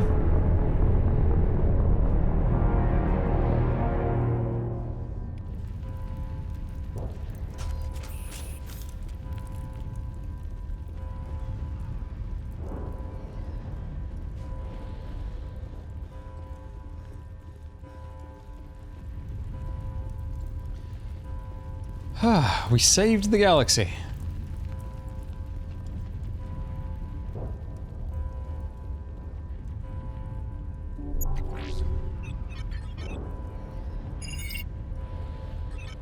Vigil's data file worked. I've got control of all systems. Quick, open the station's arms. Maybe the fleet can take Sovereign down. See if you can open a communications channel. The Destiny Ascension. Main drives offline. Kinetic barriers down 40%. The Council is on board. I repeat, the Council is on board. Normandy to the Citadel. Normandy to the Citadel. Please tell me that's you, Commander. You were expecting someone else? We caught that distress call, Commander. I'm sitting here in the Endura sector with the entire Arcturus fleet. We can save the Ascension. Just unlock the relays around the Citadel and we'll send the cavalry in. Are you sure about this, Shepard? Human casualties will be very high if you send your fleet in now. This is bigger than humanity. Sovereign's a threat to every organic species in the galaxy. True. That's why you can't waste reinforcements trying to save the Council. You must hold them back until the Citadel arms open up and the human fleet can go after Sovereign. What's the order, Commander? Come in now to save the Ascension, or hold back?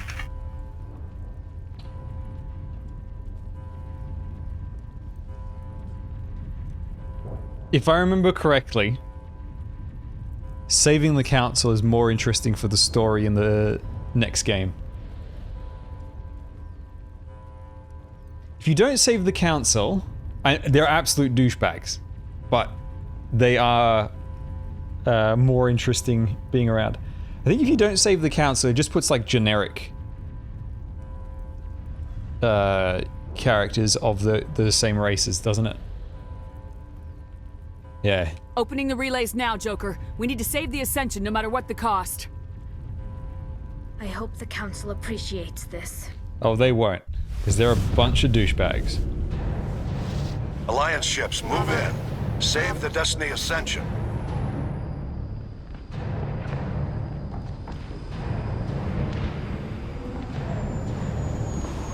Commander, we're picking up reinforcements. It's the Alliance. Thank the goddess.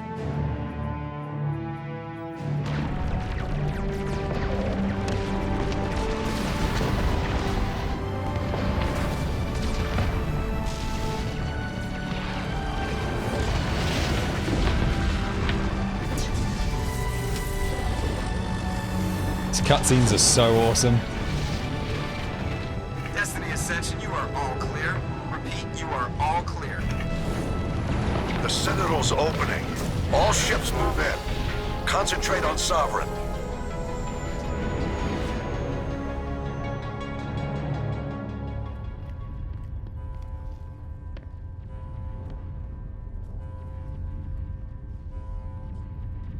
Make sure he's dead. Just drop like 10 grenades down there, just to be sure.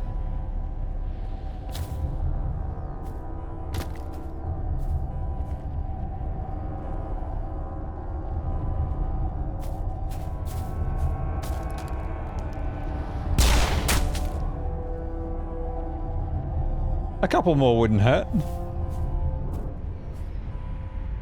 He's dead.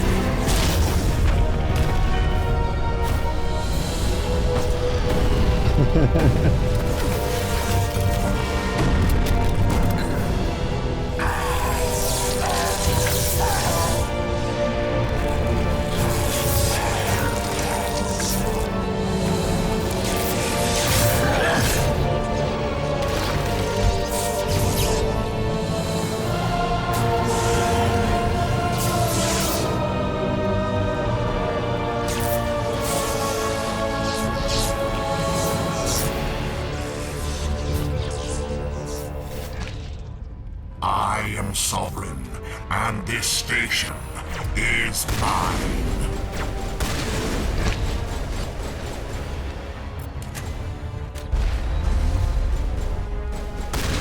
Did that hit or not? Don't think it did. I think it went through his shoulder. Ah, move. Why am I stuck? I'm stuck on grass.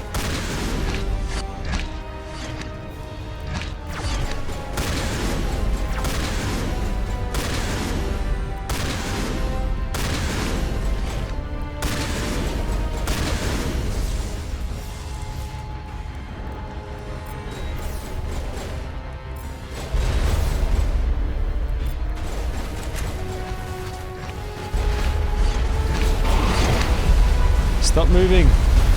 Yeah, that shot's doing barely any damage now. All patched up. Ready.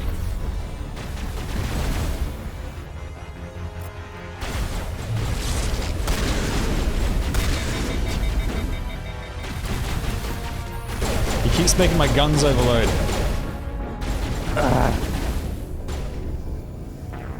General Kenobi.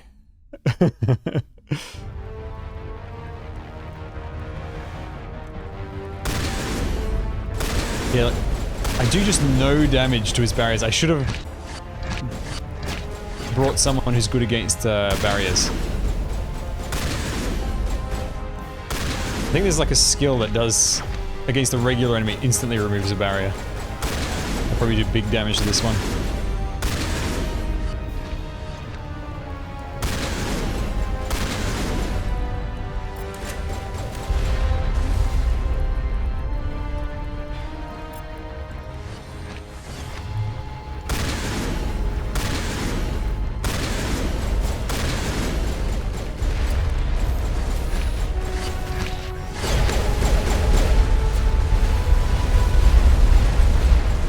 Oh Jesus!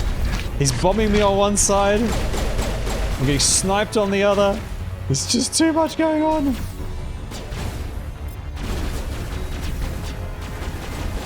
Change guns, for God's sake. Oh God. Oh God.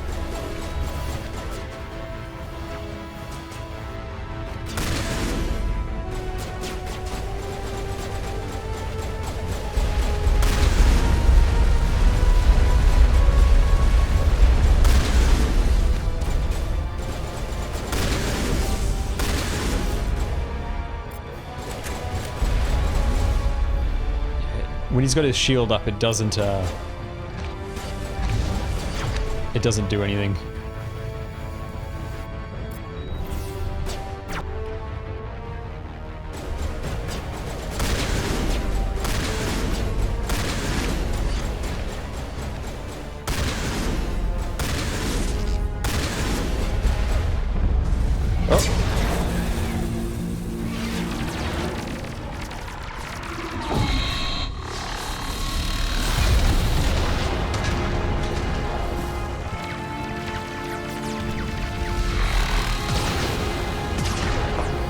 The sound of that laser is so cool. Sovereign's too strong. We have to pull back.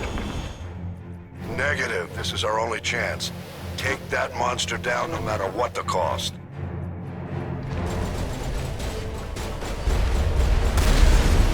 That cutscene allowed him to regenerate his shield. That's cheating!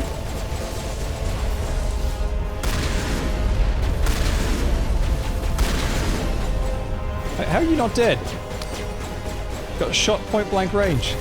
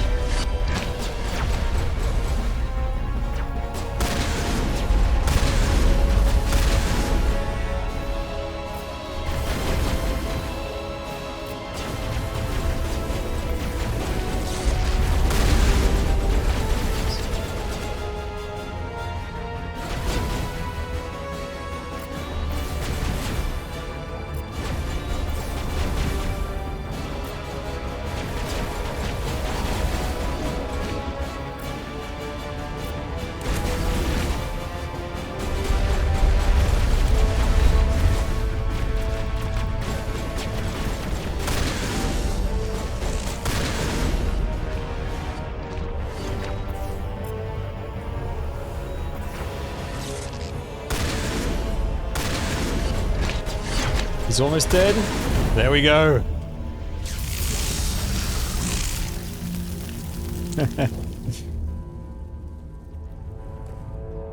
Now he's dead.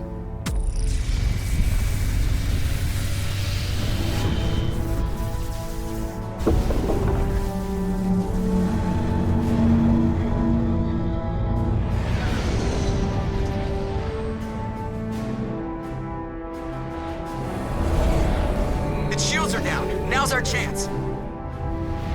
Hit it with everything we got.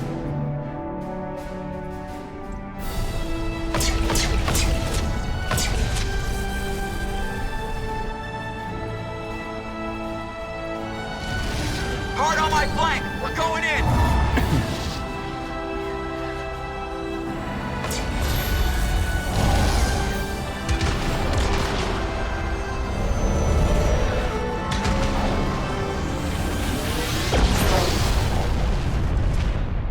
Get wrecked.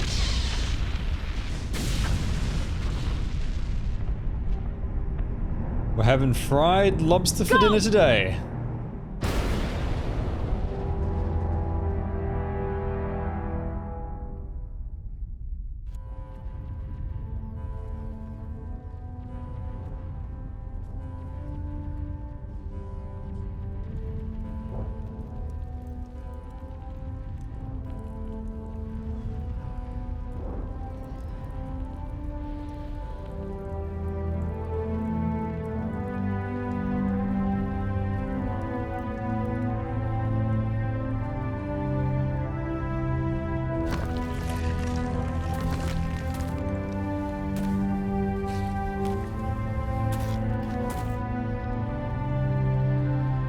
Captain Anderson, we found them! They're in here! Take it easy. It's over. You're safe now. Where's the commander?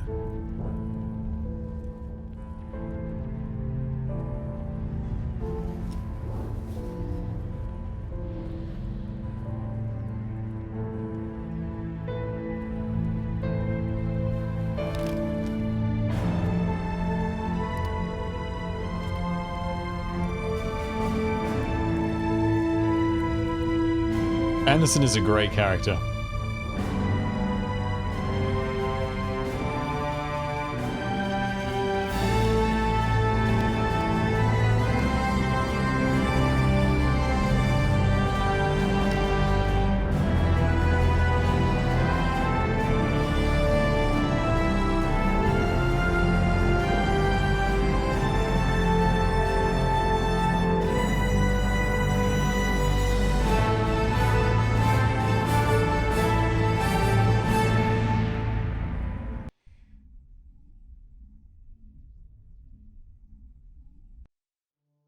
Ambassador, Captain, Commander Shepard.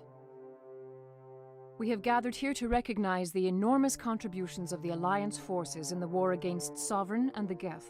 Many humans lost their lives in the battle to save the Citadel. Brave and courageous soldiers who willingly gave their lives so that we, the Council, might live. There is no greater sacrifice, and we share your grief over the tragic loss of so many noble men and women. The Council also owes you a great personal debt, Commander, one we can never repay. By defeating Sovereign, you have saved billions of lives. Make me your ruler. That is all I ask. Determination to succeed. Through your actions, you have become a symbol of everything humanity represents. Your species has an indomitable will, a fierce, savage spirit that will not bend or yield. We used to believe this made humans stubborn, even dangerous. But now we understand that these traits are what make you strong. There are dark times ahead. The Council needs humanity and its strength. As the Alliance Ambassador, I accept your offer. Humanity will join its strength to yours. We will take our seat on the Council. We will need a list of potential candidates.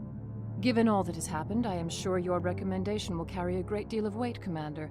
Do you support any particular candidate? Well, either the Ambassador or the Captain. Ambassador on the left has been nothing but a pain in my ass the entire time and a total douchebag. Anderson on the right, absolute bro all the way through. I mean... We need someone with the courage to stand up for what he believes in. Someone like Captain Anderson. You trying to make me blush, Shepard? Are you sure about this, Commander? The Captain's a soldier, not a politician. We've already got too many politicians on the Citadel. The Captain would be perfect for this job. The shadow of war darkens our future. Selecting someone with military experience is a wise choice. I'm honored, Counselor. As humanity's representative, I'll do everything in my power to help the Council rebuild. The battle with Sovereign destroyed our illusions of peace and security.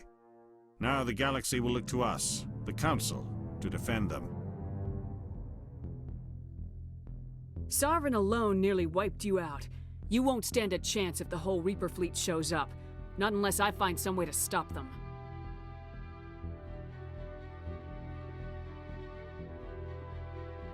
Shepard's right. We're on the verge of a war with an enemy unlike any the galaxy has ever known. A war for the very survival of all life as we know it. Humanity is ready to do its part. We will not back down. We will not surrender. We will lead you into battle against the Reapers, and we will drive them back into dark space. Hell yeah, Anderson. If you haven't read the Mass Effect novels, you totally should. They're from Anderson's perspective.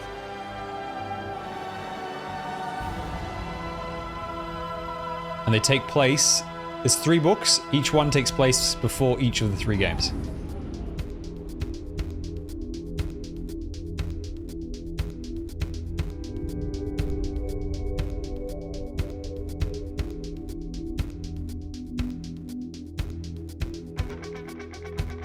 Hell yeah. There's audiobooks if you want to listen to them.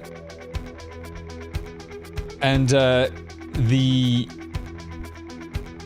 first one, it focuses on the team up between Anderson and Saren before Saren goes evil. It's very interesting.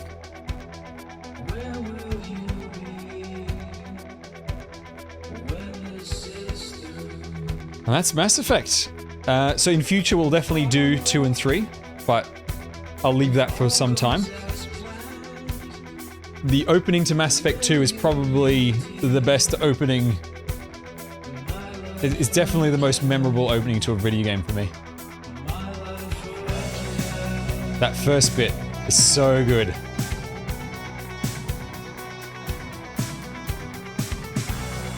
But yeah, Mass Effect 2 is the best in the trilogy.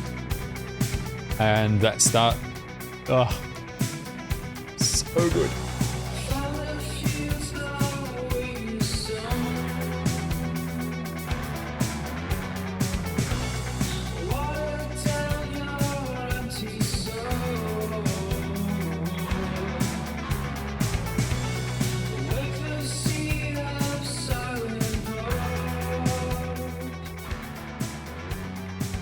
I just love the characters and the world building of this universe. They could make a dozen games in this universe and I'd be interested because of how deep the lore is. Yeah, the story choices, the character interactions, the character stories, the romances, everything, and every aspect of the gameplay is improved in Mass Effect 2. It's a big jump in quality from 1 to 2. And then 3 is roughly the same as 2 in terms of most of the mechanics and such.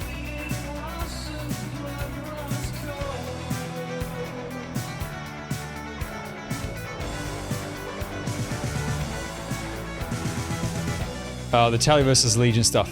And I like how you get extra stuff based on the order in which you do certain things. You can change the order, and I think you can, if you do something in a weird order, you can bring the Legion onto the flotilla.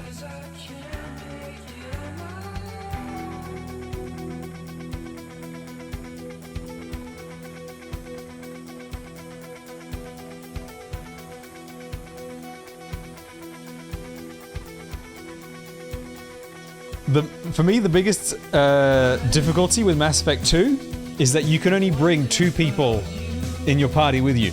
You kind of want everybody to be there because they're all such good characters.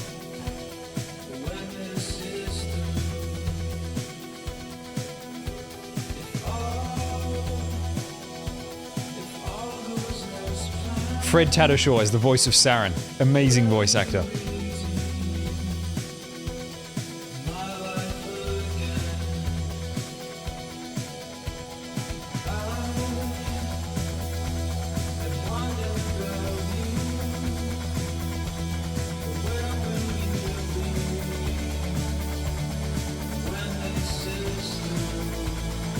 Yeah, the elevator scenes in 2 onwards are great.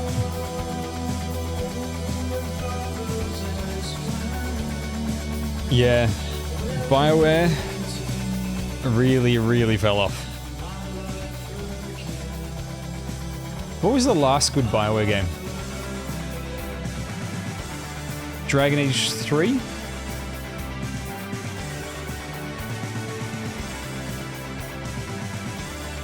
And that was what? What feels like a decade ago now. Well, I don't think it was that far back.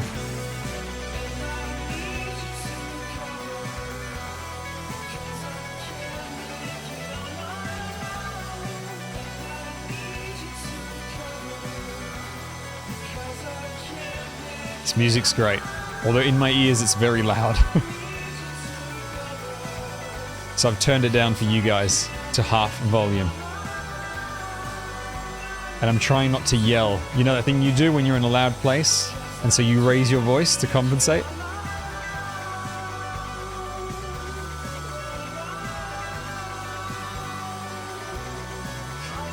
I played Anthem. I think that's where it went downhill, was with the release of Anthem. I think that was their first real disaster. That game was just a shell. It was a shell of a game. Oh, there's extra credits because of the trilogy compilation. So we're going to get even longer. Yeah, I got Anthem for free with my graphics card. Not a good game.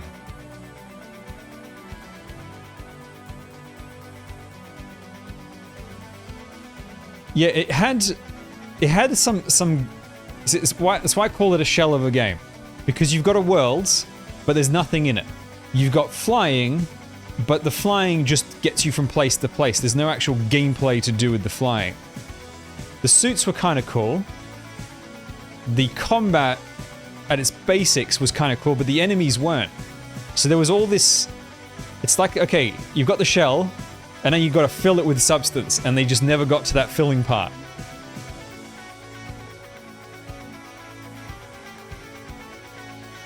So yeah, it just wasn't very good. I think I played maybe 6 hours of that game.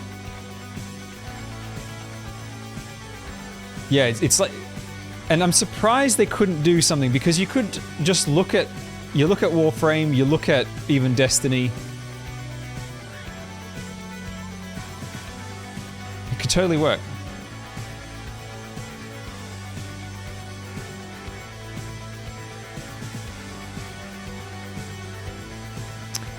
And, yes, they did Anthem.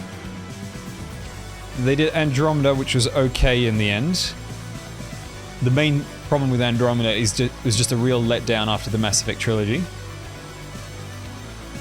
And the visuals were... The animation, a bit rough. And they did The Old Republic, the MMO. That was okay. Story-wise, for an MMO, that's pretty good. They did Dragon Age... Is there a Dragon Age 4? Or are they working on Dragon Age 4? I can't remember. I lost interest in BioWare after, like, too many games that just weren't very good. And then what was the other... What's their most recent game? What's BioWare's most recent game? Have they not released anything in like 5 years? That can't be right. And surely Anthem is not their last game. Seriously, Anthem is their latest game? That can't be right. I'm gonna look that up. Give me 1 sec. That cannot be right.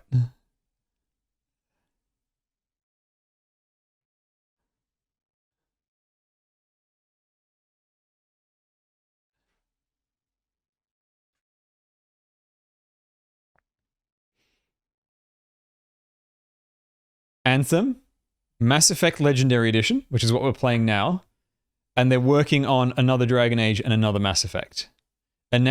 Dragon Age was announced 2018, Mass Effect was announced 2020. So the last real game they had was 2019 with Anthem. So we've got 3 years of nothing. And Anthem came out 2 years after Andromeda. So all their time went into Anthem, and it just gave us nothing. And also, all the key people at the top have since left. And I'm curious to see what they...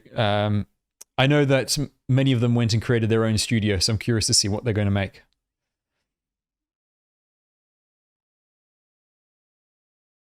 I think the song didn't last long enough for the added credits. Now, I don't know how to speed this up. Oh, there we go. And there we go. Dunzo. I don't think it's an unreasonable deadline. 2 years to make a game is not unreasonable, and they probably had more time than that, because they've got more than one team. But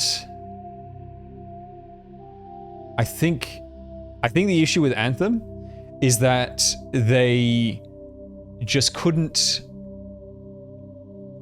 find a way to just make it work, right? Because they've got an idea for a game, they've got the shell. Anthem, like, it wasn't broken, it wasn't like a mess of a game, it was just an empty game. There was just nothing to it. And I think they just couldn't find a way to make it interesting and fun. They couldn't find a way to make the combat engaging. They couldn't find a way to make flying relevant, apart from just getting from one place to another. They just couldn't bring it together in a satisfying package. There was also no real story to speak of, so there wasn't even a story to carry the game, because it was multiplayer focused. Also, I don't like them doing multiplayer stuff. Give me strong single player. It's what you're good at. It's what I buy your games for. I love the Mass Effect trilogy. One of my all-time favorite franchises, Mass Effect. It really, really reignited my passion for Western science fiction. Because of this, I went and watched all of Star Trek. I've seen all of Star Trek except for, I think maybe, I've got 2 seasons left of, what's that one called? The prequel Star Trek series. How am I blank on this? The one where humans first go to space. Like first go long distance space. What is it called? Where the whole ship is humans with one Vulcan. Enterprise? It's Enterprise, right? Yeah, it's not Deep Space Nine. No. It's not Deep Space Nine. It's not... yeah, it's Enterprise. Yeah, Star Trek Enterprise. I've got 2 seasons left of that. I've watched 2 seasons of Stargate. Unfortunately, with me, Stargate, it doesn't shake things up enough over time. Like, it does, after a while, feel a bit too much of, you know, we're just going to make another season, and then another season, and then another season, without shaking things up enough. But I did enjoy it for what I watched. I watched all of Babylon 5. If you haven't seen Babylon 5, highly recommended, especially if you're a fan of Mass Effect. Babylon 5 is very similar. In fact, I would say Mass Effect is most inspired by Babylon 5. Voyager's got a whole bunch of aliens on the ship, but in Enterprise, it's the first deep space human ship, and they just have one Vulcan because the Vulcans are the alien race that basically introduced humanity to the rest of the universe, basically. Sort of how in Mass Effect, you know, the humans come in late. It's the same thing in Star Trek. The humans come in a little late, the Vulcans introduce them, and they have a Vulcan aboard the first major starship called the Enterprise. But if you're a fan of Mass Effect, I highly recommend, I cannot recommend Babylon 5 enough. Now, Babylon 5, I'm going to have to show you something that will put you off it. But you should not be put off by by Babylon 5 just because of this. So, the aliens in Babylon 5 look a little funky.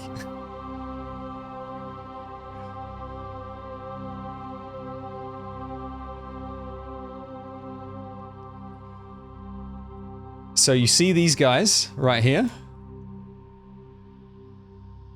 They've got this very weird, it's like a high collar, but it's their hair like that. And it looks very goofy. Also, these guys with their dinosaur looking heads and no eyebrows, also kind of weird, right? They're even weird by alien standards. So it looks a little goofy. But Babylon 5 has a very, very deep and complex story. And so the main characters are, in Mass Effect terms, the main character is Anderson. And the main supporting characters is the Council. So that's the perspective. If you think of it from Mass Effect's perspective, like if we're talking a Mass Effect TV show, it's if Anderson was the main character and the main people he had to deal with was the Council. The Babylon 5 station is like the Citadel, where it's the meeting point of all the alien races, except the alien races aren't all in alliance like they are in Mass Effect. Many of them are at war together. In particular, these big hair guys, these are like, they're the most powerful alien race. And their main enemies are these lizard-looking ones that look like Thane from Mass Effect 2. And so there's massive conflict between these two. And then you've got these ones.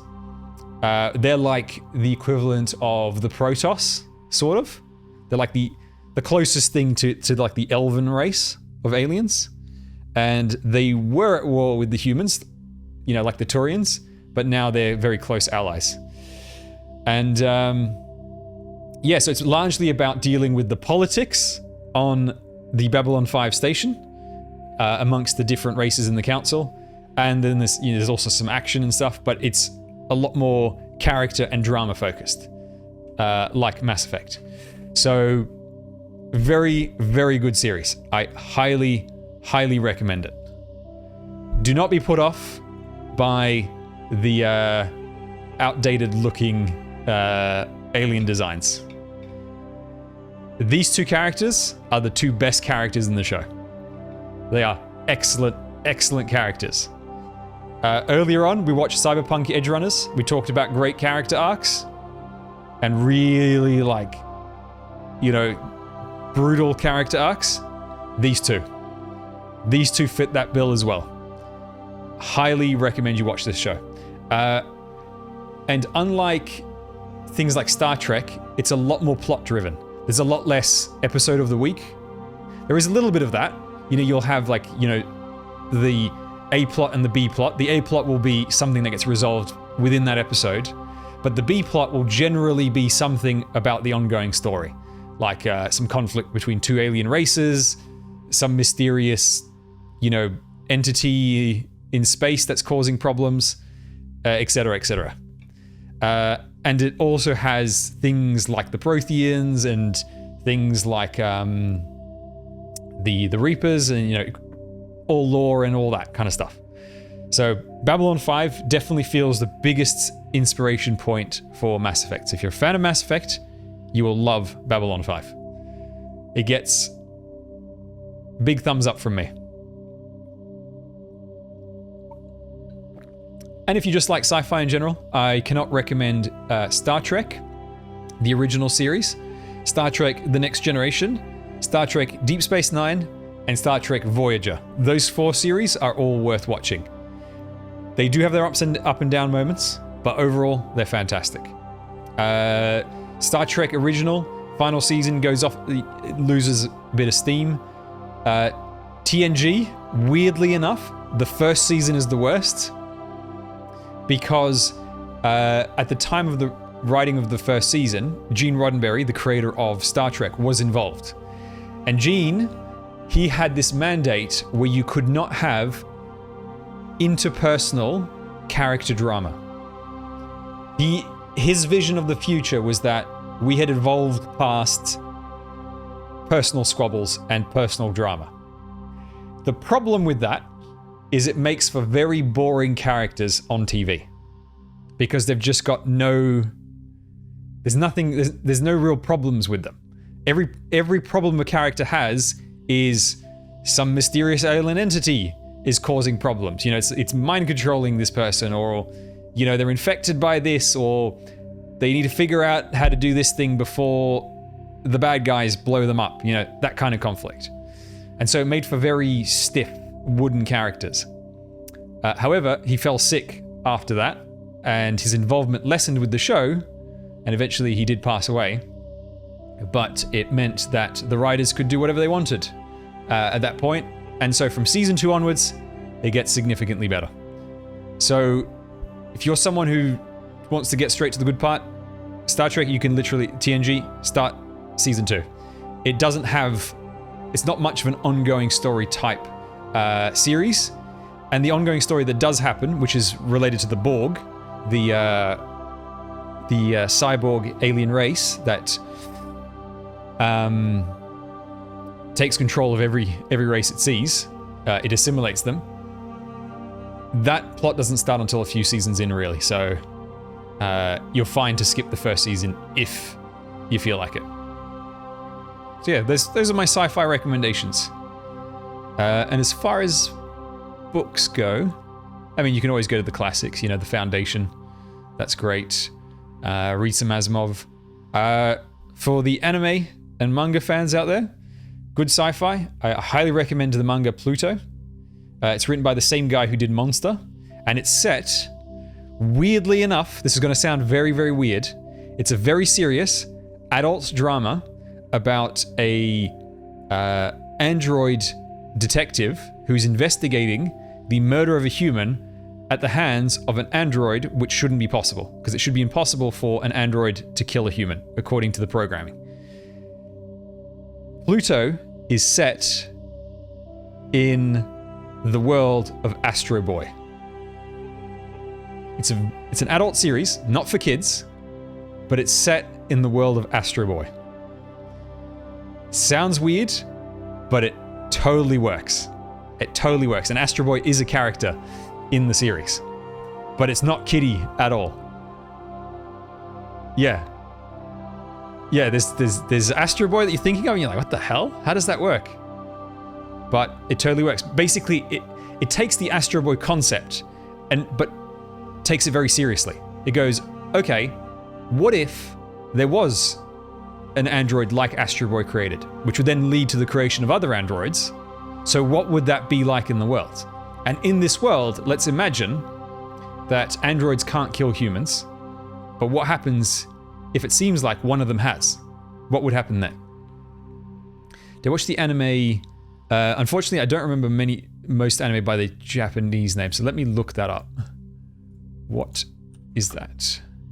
Because sometimes the name is so different. Oh, is that... Wait. It's known as Gargantia on the Verdurous Planet. No, I have not seen that. Hang on, let me have a look at the art. Does this... No, this doesn't even look familiar. I thought it might have been, I was thinking Eureka 7, but obviously it's not that. No, I have not seen this. When did this come out? If it's recent, then that's probably why. 2013, okay, it's not that recent. But no, I have not seen that one. If you want slightly weirder sci-fi, I recommend the series Razafon. It's like Evangelion, except less horror, more artistic. And it's like Evangelion meets The Matrix. That's the best way I can put it without spoiling anything. It's like Evangelion meets The Matrix plus an orchestra. It's hard to explain without giving away and going into too much detail, but I highly recommend Razafon. The series. There's a movie The movie's a bit too truncated. Watch the series, and then you can go and watch the movie later, because it basically gives you a few extra scenes. Then what else is there? That's great sci-fi. Obviously, Ghost in the Shell. There's the Ghost in the Shell movie, and there's standalone complex seasons 1 and 2. Both of those, very, very good. The Ghost in the Shell movie is a bit more like Cyberpunk 2077. The series is a more realistic, normal cyberpunk future. It's basically a police procedural, but set in a cyberpunk world. So it'd be, what kind of crimes would you get in a future with that technology, and how would the police deal with it? Spell Razephon. I'll write in the chat. Rahexephon. Razephon. That's how you spell it.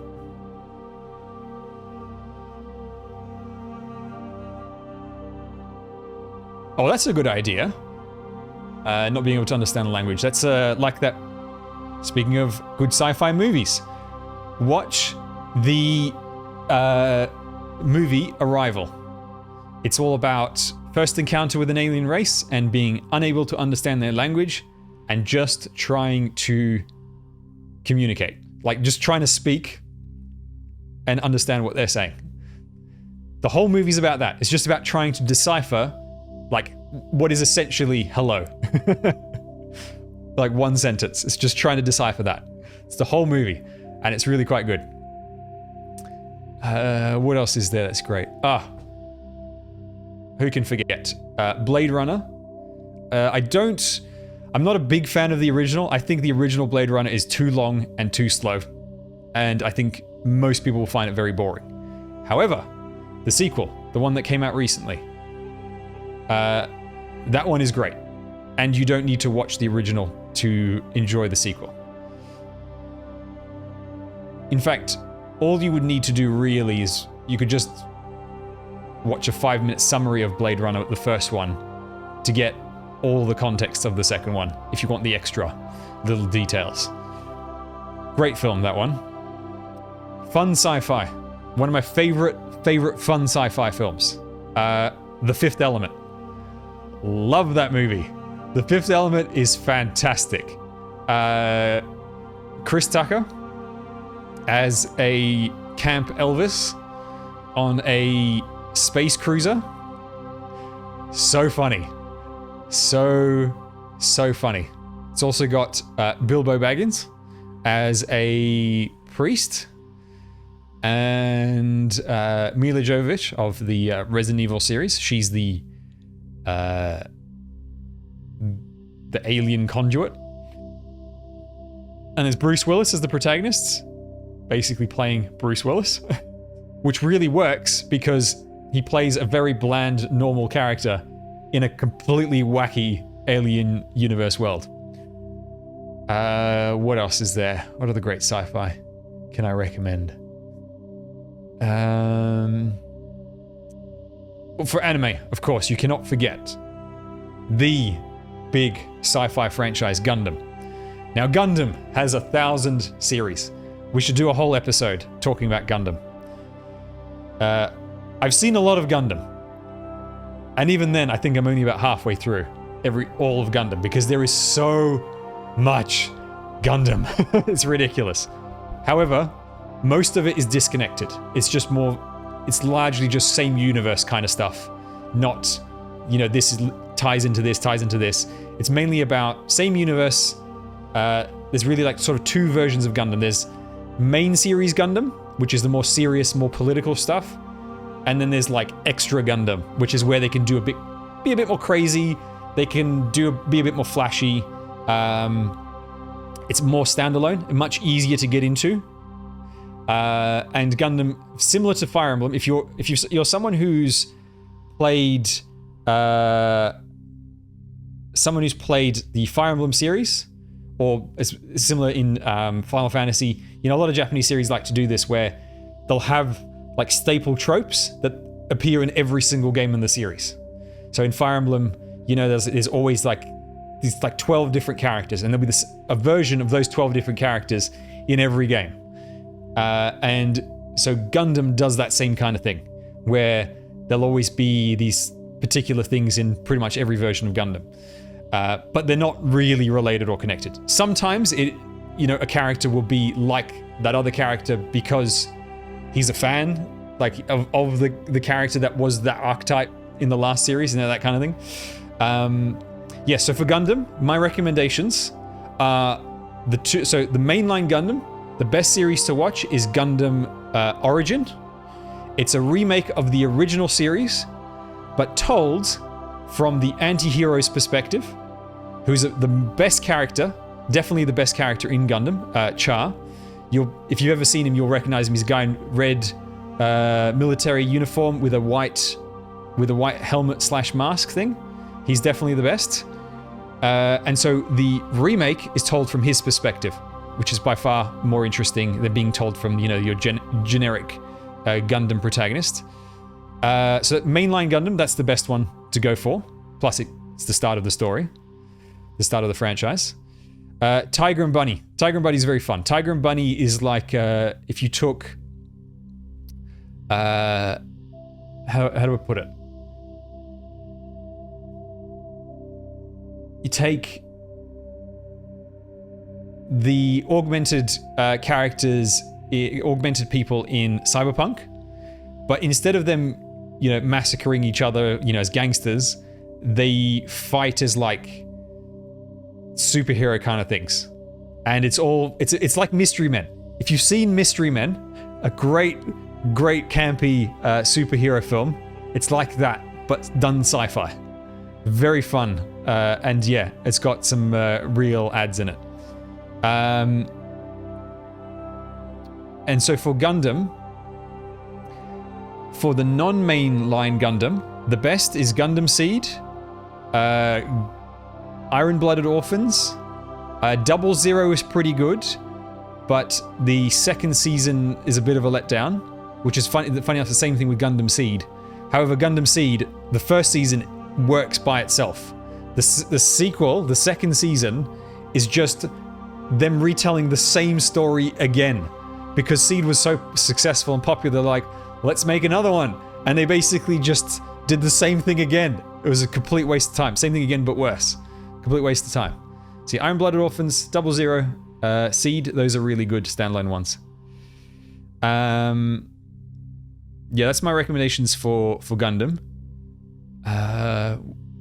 Obviously, I mentioned this at the start, but my favorite anime is a sci-fi anime, and that is Legend of the Galactic Heroes. It's 95% dialogue.